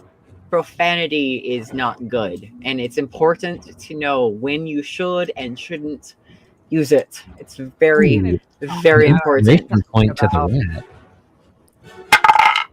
All right. 7 and a 17. Gosh darned it. A 7 plus 4 stealth check is 11. 11. But it's still stealth. You still have the plus 10 from. Oh yeah, you do still have your plus. Oh my 10. gosh. You Oh guys my are gosh. Oh generous. my gosh. 17. So 17. 17. Plus 4. Plus 4. Total 21. 7, 21. 17, 21. Oh my Let's gosh. see if Oh my even gosh. is that it does not. That's a natural 7. What? I rolled 7. So the creature rolled a 7 to perceive you and did not. So as you step off, you kind of fumble off the stairway and freeze. And as soon as you stumble off the stairway, you hear that the splash of its large wooden log-like hand delving into the water again, covering your stumble as you tuck around the back end of the hovel, kind of tucking in, feeling hidden. You look up and at the border, about 50 acorns away, you see shuffling through the trees those red, shambling eyes in the distance. What have we gotten ourselves into? I know. Duke is. And Duke. What do you guys do? Has any of this been actually communicated over the? If Duke was paying enough attention, Duke could have heard Lavender like fall. Mm-hmm. And then I'm sure Kerr's like stealth was like good enough to pass for this, but like we're hyper aware of each other. I think you would have I'm noticed just Kerr trying to leave figure you. out how much. Well, Kerr would have Duke left isn't you, and with I think Duke you isn't noticed. with you. But okay, well, That's why I'm like, how much does Duke actually notice? I think Duke would have noticed, like, I feel like Duke would have noticed Kerr run over to check in on Lav. Yeah. Kind of like the trailing off of Lav over the ring, maybe a cut off curse from Kerr as he sets off to try to make the distance would have been enough to have Duke go, what? And then I think Duke would have like tracked them disappearing into a hidey hole, and will then veer off from the creature to try to make it up to the window to see if potentially a person inside here is more friend than foe, because there's shit coming out of the forest. All right, make another stealth check for me, which as Duke circles around to try to redouble the effort of seeing who's inside. Scurry, what are you doing? I am gonna cast Speak with Animals on myself. Okay. In case. Ooh. And then I'm assuming I've seen what happened to Kerr and Lab. Mm-hmm. You saw her kind of tuck around the back end of the house. That's about 40 acorns away from you. Okay. I would like to go up to the house. And I would like Oh, Ayo. Ayo. What are we? Who are we? What are we? Where are we? Sorry guys, we haven't actually tested out the new map setup. Here's our I definitely did. And I we said haven't we just adjusted haven't it. used it. We just haven't used it. We haven't adjusted it. DM, what the heck? What the HE double hockey stick is going on right now? Rad. Anyway, guys, here's the new map. I hope you like it. Good lord. Oh Dude! Yes. Okay, Oh do we my have access gosh. to the map?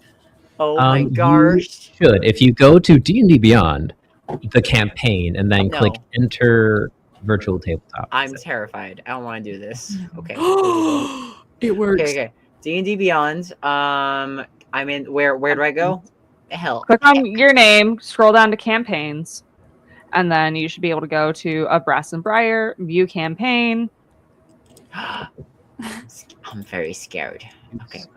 Up Brass and Briar and view campaign. I'm very scared. I'm trying really hard not to swear. This is a real problem for me with this redeem, you guys. Chelsea, why would you do this to me? Yep. There we go. Okay, we got it. Loading. It's loading. It's loading. Ah! Is the frost giant zombie the The Frost Giant Zombie is the is the thing, yes. Okay. Is the elkin-headed creature. Okay, we love it. Dudes. Wait a minute. What the fuck? Okay. Excuse me? Wait. This is the Coliseum. How are you at the Coliseum? I don't know. The Colosseum currently? I'm in the regular map. Or not the regular map, but the now map. Oh, okay. Okay, I'm here. Ah! Dude! Let me do this again. Happy anniversary, everybody. We get to have a battle map. We get to have so much stuff happen. We had a inventory check. So much has happened. This is a great episode. I'm so scared. I'm so excited about having a battle map, guys. I'm so scared, and I can't swear right now. So, I'm very confused. That's why we have a scree, so friends, they can squeak. Yeah. For me, it's the Coliseum. I'm pointing to you, Scree. Try refreshing. Scree, use your profanity. Titties. What? That's exactly what I always say here on this stream. Bitchin'. I don't know what it is, but mine just shows the Coliseum. Go to. Is it the lot? Go to your username and then campaigns and then launch VTT. Yeah, I did that 3 times. Well, all right. Well, that's so funky. Apparently, the GM just hates you. Over here, the cute little ferret, man. I'm Aren't so you scared. a ferret, man? Oh, Ferret, I'm man. so the little ferret man. I don't like seeing on the map the frost giant zombie. it is very scary to me. Oh, Scree's way over there right now. Okay, got it.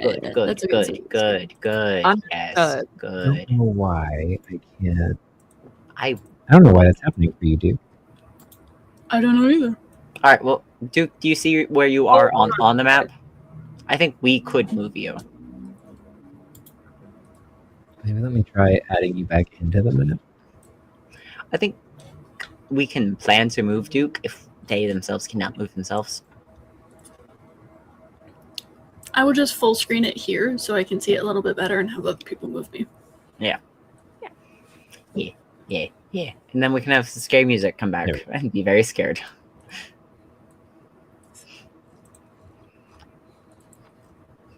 So the music's not playing for you right now? No.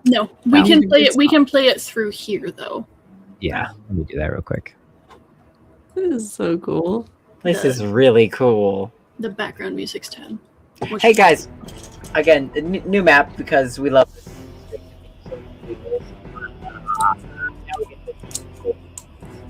stories. You went watery for a hot second there. We get to see who lives, who dies, and who will tell our stories after 2 years. I probably mumbled it is what happens, because I'm scared. I'm very scared. I'm very excited and scared. I'm passed out. I can't do shit. You are. Where is Scree? Scree is all the way over there. Over there on the map. Okay. It's great. It's cool. Got it. Scree is currently 80 feet away from the horn creature. Just over 100 feet away from Kerr, and Duke, you are about 45 feet away from the ship. 35 feet away from a window. Okay. We're all still in talking range, guys. Yes. Yeah, you're also in Yeah.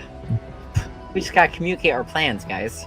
I would like to move over here and then use my basic one-way ring of communication to use command on our big old horned friend. Okay. What is horn friends? And that's a wisdom saving throw? It is. It's a wisdom 13. Okay. I'd like to say docile. That is a natural 16 plus 4, so dirty 20. Damn. Darn. But I believe that kicks I have advantage. No, that doesn't work. No, that's I believe that kicks things off, folks. So I'm going to need you all to roll. Initiative. Initiative! I'm not disappointed on that. How is it that every time we do because I'm initiative, passed out? Yes. So that just makes sense. I don't want to roll initiative. I'm still very scared. Do I just have regular initiative? I don't have a disadvantage. Okay. That's not better. Plus 2. Gosh darn it. This redeem was specifically for me. I know it. I know that this redeem is for me when I don't swear, but it's very uncomfortable. Alright. So 25 to 20. 22. 20 to 15. 15 to 10. 11. Yay. Oh, and then Ruby, what'd you get? 10. And then what you get, Kerr? 7. Solid. 7 was really fun for me to get. I was just trying to double check to see if I got anything better. Nope, it was a 7. Oh my god, there's so many more of them. Alright, guys. I don't like that at all. The nice thing about this is once I put in initiative, we actually have an initiative tracker on the map. Oh, that's so cool. No. That's so cool. Well, they're so far away. It's So cool. Okay. How far across are these rings of water? The rings of water are about 10 feet across. They vary, but So if I got a running head start, I could probably jump it? Yep. Okay, I have 35 feet of movement. I'm gonna try to get to that window. You would.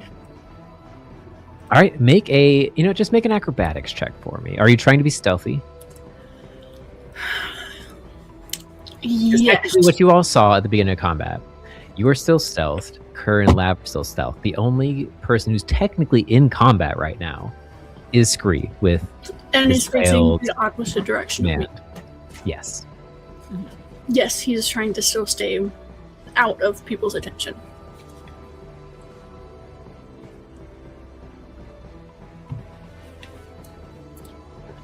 All right, so roll a acrobatics check and then also a stealth check for me. Okay. Acrobatics is a 17. Stealth is a 30.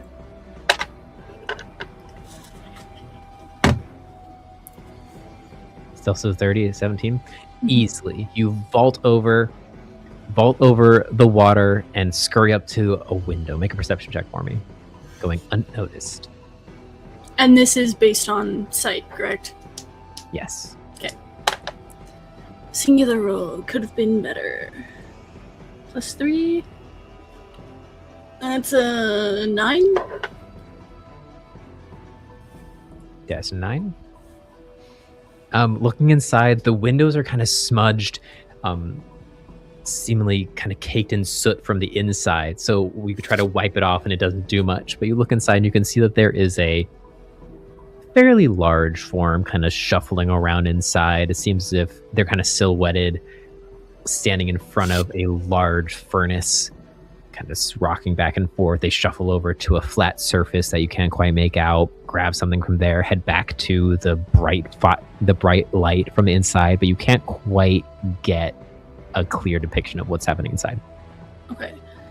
Does the energy of the individual inside feel like someone who would help us, or someone who's more likely to try to take advantage of us? Make an insight check for me. That's better. +3. That's an 18. Realize I do have to update all of your images in. Actually, if you guys update your thumbnails in Yeah, I just haven't updated the D&D Beyond, That's it'll- a while ago. That's the original inspiration for Duke. Mhm. So it's an 18 insight. 18 insight. It's hard to gauge the vibe of someone looking through a soot-crusted window in the middle of a ever-changing forest that is crawling with zombies and a undead Elkin wood creature. However, trying to tap into any sort of gist, desperately trying to see if contacting this person would aid or hinder you.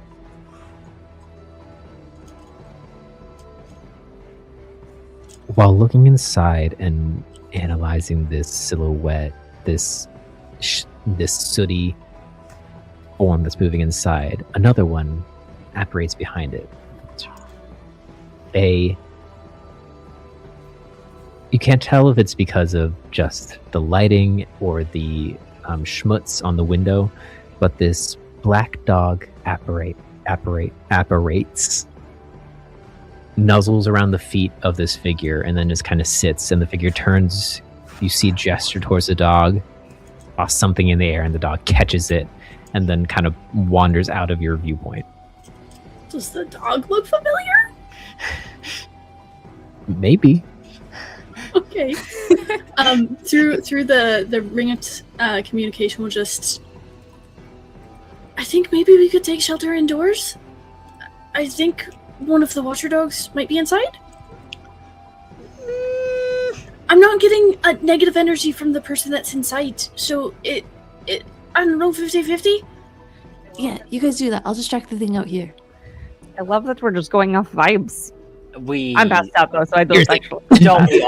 Don't we always vibes? Homie's Wow, this is communicating it. mumbling about pie. Dreaming about pie. She's She always does. No. She would. And No, you The perfect pie. You cannot After- eat apples like that, no. After having that look, we'll kind of duck below the windowsill and we'll just kind of stay hunkered down there up against the house and whatever roots or systems are here, and we'll just wait here because the window's close to the door, right? Mm-hmm. Yeah, you're about He'll 10 just- feet away from the door. He'll just kind of sit here hunkered, like ears open to everything that's happening around him. We'll move Duke to where he's supposed to be. Heck. All right, you hunker down, bringing us to the turn of the beasties. Oh, good. I was afraid I would have missed the beasties on their turns. So scared. You're so stealthy. Oh, actually, I have that +10. That does help a lot. I forgot to unhide this creature. Goodness. Unhide which creature? No. The wolf. Oh, you knew he was there. The wolf. That was... We didn't know about the wolf. The wolf is next, and the wolf can move up to 30 feet. The wolf does know we're here, though, right? Oh, the wolf is right next to it. No Scree's there, so the wolf Scree is gonna hide. move 30 feet in Scree's direction. Pan down a little bit so we can see Scree. 30 feet in Scree's direction. Actually, he's just gonna move and dash. This is. Why would you do that? Get right into range with Scree, but cannot attack because he used his action. That ends the wolf's turn. That's so exciting. Bringing us to the zombies in the distance that Kerr saw shambling in the wood on the other end, who currently do not notice you. So we're gonna shift through them Thank goodness. and bring us to. Ooh, I meant to go to Lav. Oh no, back. There we go. Bring us to Lav's turn. Hello. The blackberries. No, we can't cook them like that. No. Now, what's your favorite pie? You can roll a Constitution saving throw if you would like to break your sleep. Ooh. Yeah.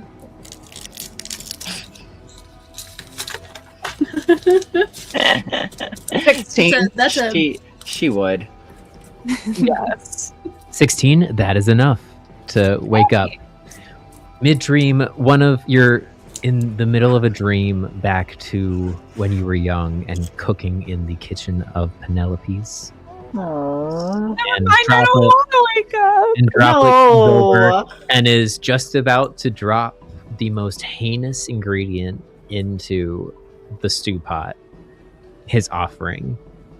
and you wake up just as it's about to hit the surface of the stew. He snaps you back into awakeness.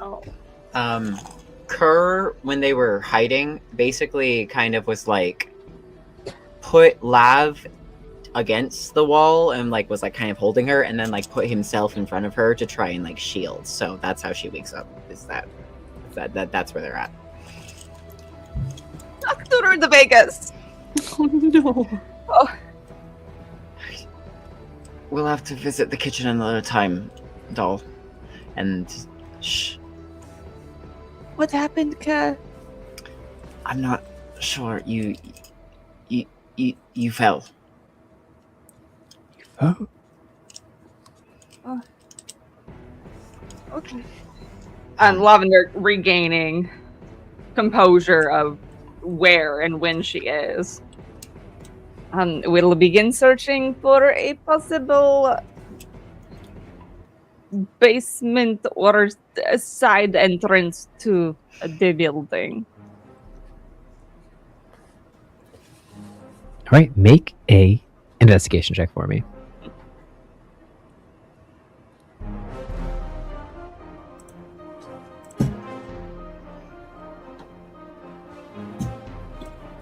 Am I any good at investigation? Good luck. I don't got anything to give you. 18. 18. You scramble around. You scramble around the perimeter of the house and kind of catch up to where Duke is. You see him kind of tucked into the nest-like structure on the bottom, which as you see Duke and look past him, Duke, make a perception check for me, and Lab also make a perception check for me. Yes, happily. Is this based on? Actually, wait, no, you just made an investigation check, which is 18, so you will actually notice this as you see Duke. What is this based on? What'd you get? Sight. Okay. 15. 15. So, Duke, you don't notice it at first, but as Lab, you scurry around trying to find this other entrance, you see Duke in his hiding hole, and then behind Duke, you see something else. Kind of the gleam of a carapace. Ooh. Which, as you look at it, Duke, you catch the lingering gaze and look behind you, and you see in this kind of alcove you've tucked into in the roots in the base support structure of this building, you turn to see what looks to be the leg of a large insect, and two more that are kind of tucked and folded in on each other. No sudden movement. Oh god. If you don't move, it won't see you. And they're massive, so it's like you would be. It's like the They're leg like trees of from the outside. yeah. Exactly.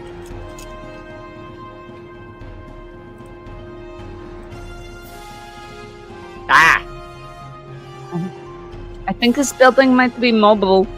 I will say into the communication ring. And Duke will just like point at the window. Maybe friendly?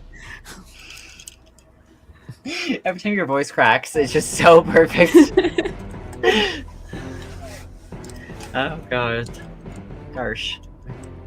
Anything else you would like to do? You see the window and then the front door, and it really seems like there's only windows and doors to get in. Okay. Would be the searching? Would that be bonus action? Or what do I have left? What can I? I'll say since you were actively searching, that would have been your action to like actively investigate and search for a way in. So you have your bonus action and then probably like 15 feet of movement left.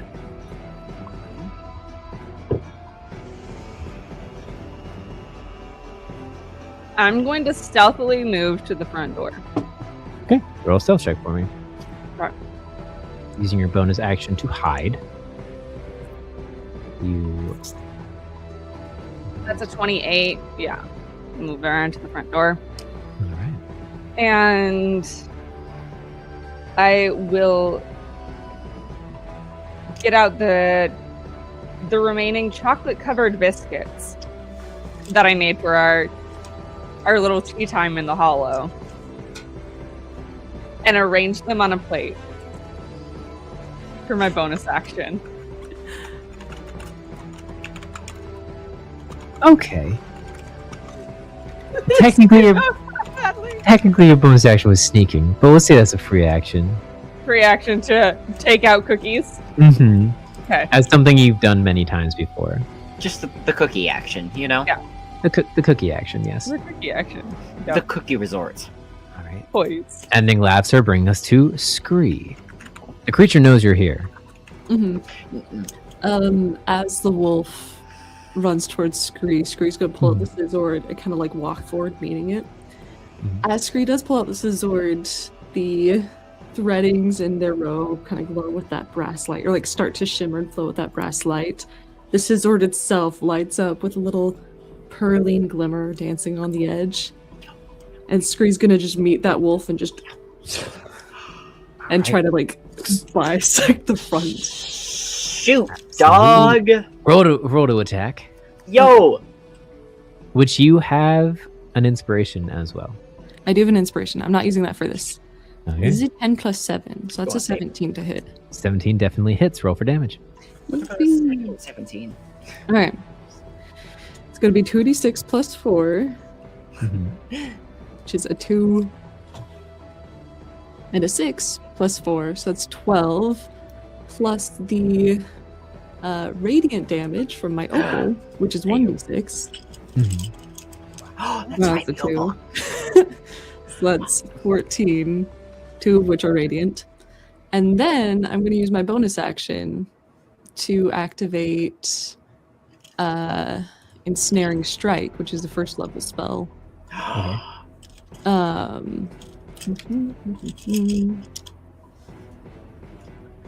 The next time you hit a creature with a weapon attack before the spell ends, a writhing mass of thorny vines appears at the point of impact, and the target must succeed on a strength saving throw of 13. Okay. It's gonna roll. That is a natural 17 on the dice. So breaks through, but takes damage? Question mark. No, only if he's restrained. Okay. So these brass vines will whip up, but he'll be able to. Okay. All right. So, but 16 points of damage total. Yes. All right. He kind of lunges for you, and you take a step forward and do an upward slash. His forward momentum is halted by these brass brambles that constrict him for a moment before snapping, and he lands on the ground, a large slice of the front. He kind of catches your blade with the top of his jaw and chucks it back, breaking your slash. Anything else you would like to do? No, that was all. That was my action and bonus. All right. I can I have a free action to talk? Because I have speak with animal law. To sass? Can they sass? Retreat now. This fight isn't for you. Make an intimidation check for me. Okay. That's my d12. And don't you still have that The inspiration from Inspiration? Bloodborne? Is that your 30-minute timer? Yes, it is. Oh, thank God. I got a 7, so I'm going to use And- Bloodborne's inspiration. Fuck. What the fuck? Shit. God damn it. Gosh. 19. all the sounds, all the swears. God fucking damn it. 19 for your intimidation. Yes, I used my inspiration. Okay. All right. You spit these biting words at the wolf, who kind of takes a step back with his paw and glares at you, but does not do anything quite yet. Ending your turn, that brings us to the Elkin foe. No, or illegal. The what now? No, The Elkin foe. that's illegal. Actually, Hmm. they don't get a turn. Or the Ah. Elkin foe, I should say. What he's gonna do What's he gonna do, DM? Use is your words. he is going to cast Spike Growth, which, kind of looking towards you, Scree, you see it raises one of its lumbering arms, and the vines wrapping around its wooden fingers kind of grow and shift and gleam a bright green, and then the ground around you kind of mimics that shine as spike growth is cast in your general direction. That's rude. Which the ground in 20-foot radius, center on a point within range, twists and sprouts hard spikes and thorns. The area becomes difficult terrain for the duration. When the creature moves into or within the area, it takes 2d4 piercing damage for every 5 feet it travels. That's mean. 2d4? That's fine. So we're gonna do That's a whole 8 amount of damage on a bad roll. That's so mean. circle. That's so mean. And we're gonna do it right there. Okay, well, the wolf sucks to be the wolf as well, I guess, at this point. Yeah. Yeah. You can't win, poor guy. You can't win. You just can't win. Yo, bro. Wow. Oh, wow. Look all cool and stuff. This is Wow. really neat. So Hey guys, fancy. D&D Beyond is actually really neat with their features. This actually isn't a D&D Beyond feature. This isn't. What is GBT, this? right? This is a Google Chrome extension. Guys, That Our works. DM is amazing. That Our works DM perfectly in tandem is with D&D amazing. Beyond. So, They don't get the credit. they don't And get the it's credit. very light when it comes to computer processing power. Yo, love So that. cast spike growth, which means you take 2d4 piercing damage from spawning inside, which is a 5 piercing damage as you are entangled in these dark green vines that just pierce into you and restrain you for a moment before you break free. You are not restrained, but you are now in difficult terrain, and every 5 feet you step is another 2d4 piercing damage. No worries. I have a plan. You have a plan? That is Good. That's his one attack. Good. That's He's one. going to use his, which is all he can do. He can only cast one spell, but he's going to move in your direction, which he has 30 feet of movement. So he's just gonna do a big old fashion. That's illegal. Can't fully get to you, but he also doesn't have to worry about the water, so he can just go straight on through. All right, that ends the Elkin Foe's problem or turn. Bring us to Kerr. All right. Okay. So as Lav was moving, Kerr was moving with her, just to like keep big dog protection energy, just doing what he does. So I don't know how much movement he's already used at this point exactly. How much has he used? Measure. Kerr or Yeah. who? Kerr. So let me move. Kerr, you haven't used. Well, this is the beginning of your turn, so you have all your movement. Right. I'm just going to say that, like, as Lav was moving, Kerr moved with her, just like to kind of be like a shield in front of her. So from there to there was what, roughly, like, oh, that's like most of my movements. Yeah, it's like 30 feet to get there. Yeah. So it's most of your movement. That is most of my movements. So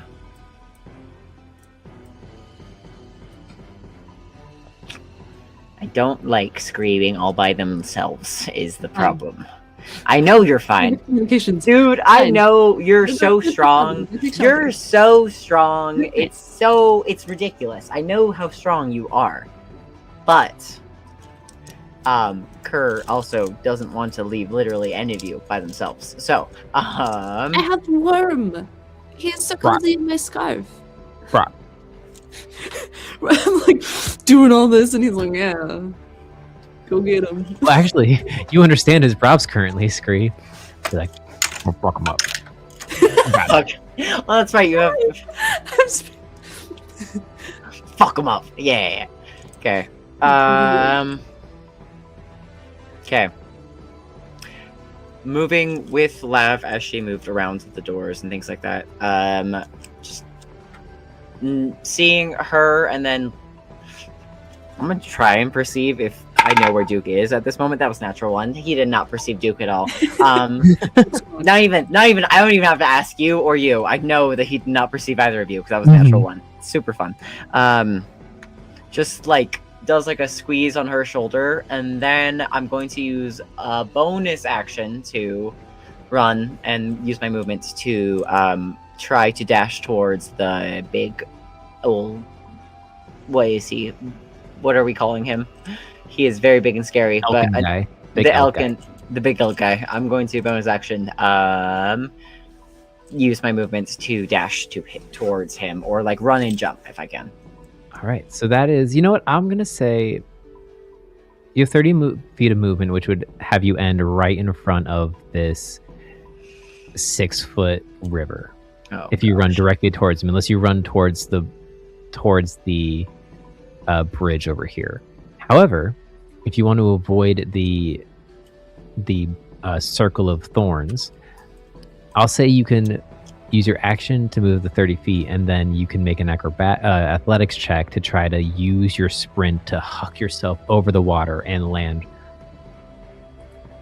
on the other side. Not quite in melee with him yet, quite, but yeah, on but the other side. Close enough to get his attention and focus his attention on me. Right That way Scree has something to focus on, but doesn't have extra effort on him at this moment. Bro, I know you got this. I know you got this, bro. It's just I'm athletics check. Scared. I know this is not going to go well. I'm gonna fuck this up. Yeah. I'm glad I can swear right now. I'm gonna use my Geo dice. That was... God, please tell me that was not 1. What is it? Okay, wait, that's the 7 on the dice. Okay, that's the 7 plus acrobatics. I'm good at acrobatics. Acrobatics or athletics? Athletics. Okay. Mm-hmm. Athletics is +9. 7 plus 9. The 13. 13. Lucky 13. Lucky 13. It is not a hard jump for you and your state of athleticism. So you charge and huck yourself across this 5-foot stretch of river as you land, your feet squish into the ground, and you kind of slide for a moment, sticking the collar all in to kind of steady yourself and turn, and then whip it up in a ready position towards the Elkin foe. Yeah, that I ends land. your turn. Yeah, I land. It's like hands and feet sliding, and then as we get up, I kind of do like a Jedi like flip to pull up the collar all, and then get ready for whatever happens next. That brings us to the top of the round. Duke, what would you like to do? Duke is going to meet Lav at the door, and as like Lav is like arranging this plate somewhat meticulously, Duke will just like hurriedly, kind of seeming frantic and panicked, even though he looks very calm. It's more of trying to exude the energy of that to try to gain or garner sympathy and help from the person inside. Oh, I'm more afraid for you guys. If we're You and me, being dude. real. We got this. What's that? I'm full don't sending trust it. Okay, I'm full sending it. They have the demon deer outside their house. They probably put it there. Roll. So you run up next to Lav, kind of give a nod to her as you reach up and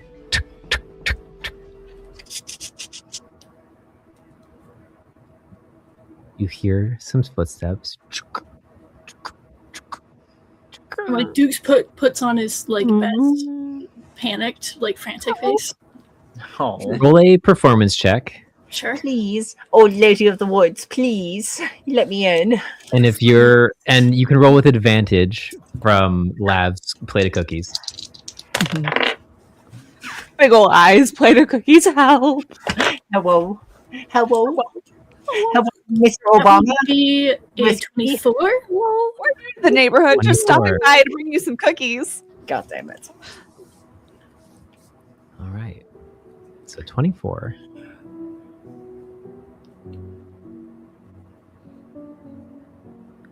You hear the footsteps. I'm so scared. You sit there, and from the door, a portly form, standing about 7 acorns tall, bright pink star nose, tiny, small, little black eyes with bright purple wire frame lenses kick back, on her head, just a mess of moss and lichen and sticks stuck in. There's a few eggs of bugs stuck in, like a small little nest. She's holding on to this gnarled cane, dressed in a fairly simple but colorful array of sashes and draped clothing. On her feet are these bright yellow curl-toed slippers. She kind of reaches up and adjusts her spectacles and goes, "Oh, well.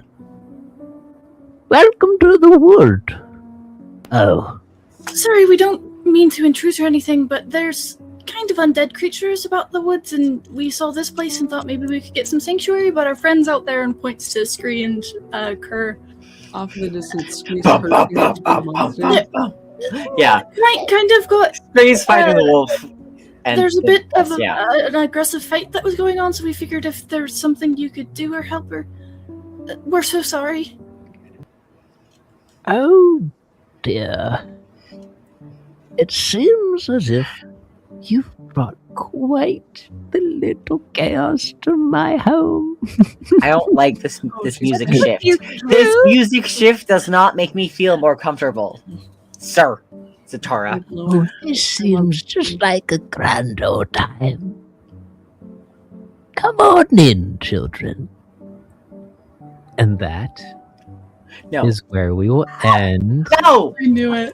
It's illegal! Today's session. Illegal! I felt it. It's against the law! I know. I felt it. Do you know the fear of scrolling through a music library and looking for a particular tone of song? And the two options that fit are Carnival 2 and Carousel. And hoping beyond all... We need to go fate. through, because we can rename those, so we need to go through and like name them. Yeah, They were the right tone, and they were amazing. And they were. But that is where we will end today's session at the doorstep of Babushka Norma. Okay. This small, Oh my God. large, star-nosed mole figure who lives deep within the woods Of course. of the menagerie.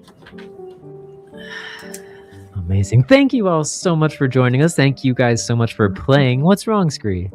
I can fight this guy. Oh, you can. You can. I'm gonna let you fuck him up. I just need you to know that. I'm just there in case you want backup. I don't want to appreciate I don't this want to music. kill. No, I don't you're want to going steal the your peaceful kills. route, which is objectively the right thing to do. I don't want to steal your kills. I want you to kill This him. is very good music. I'm gonna have to find out how to get it This into music's Siren's really Gate. great. But thank you all so much for joining us. We will see you again in 2 weeks' time. So March 8th will be our next session. And until then, make sure to follow all of my lovely players and my dear friends on their social medias. You can find those by going to Instagram, into our Instagram in particular, over on Of Like and a Moss, and find all of the lovely tags need to show you where to go.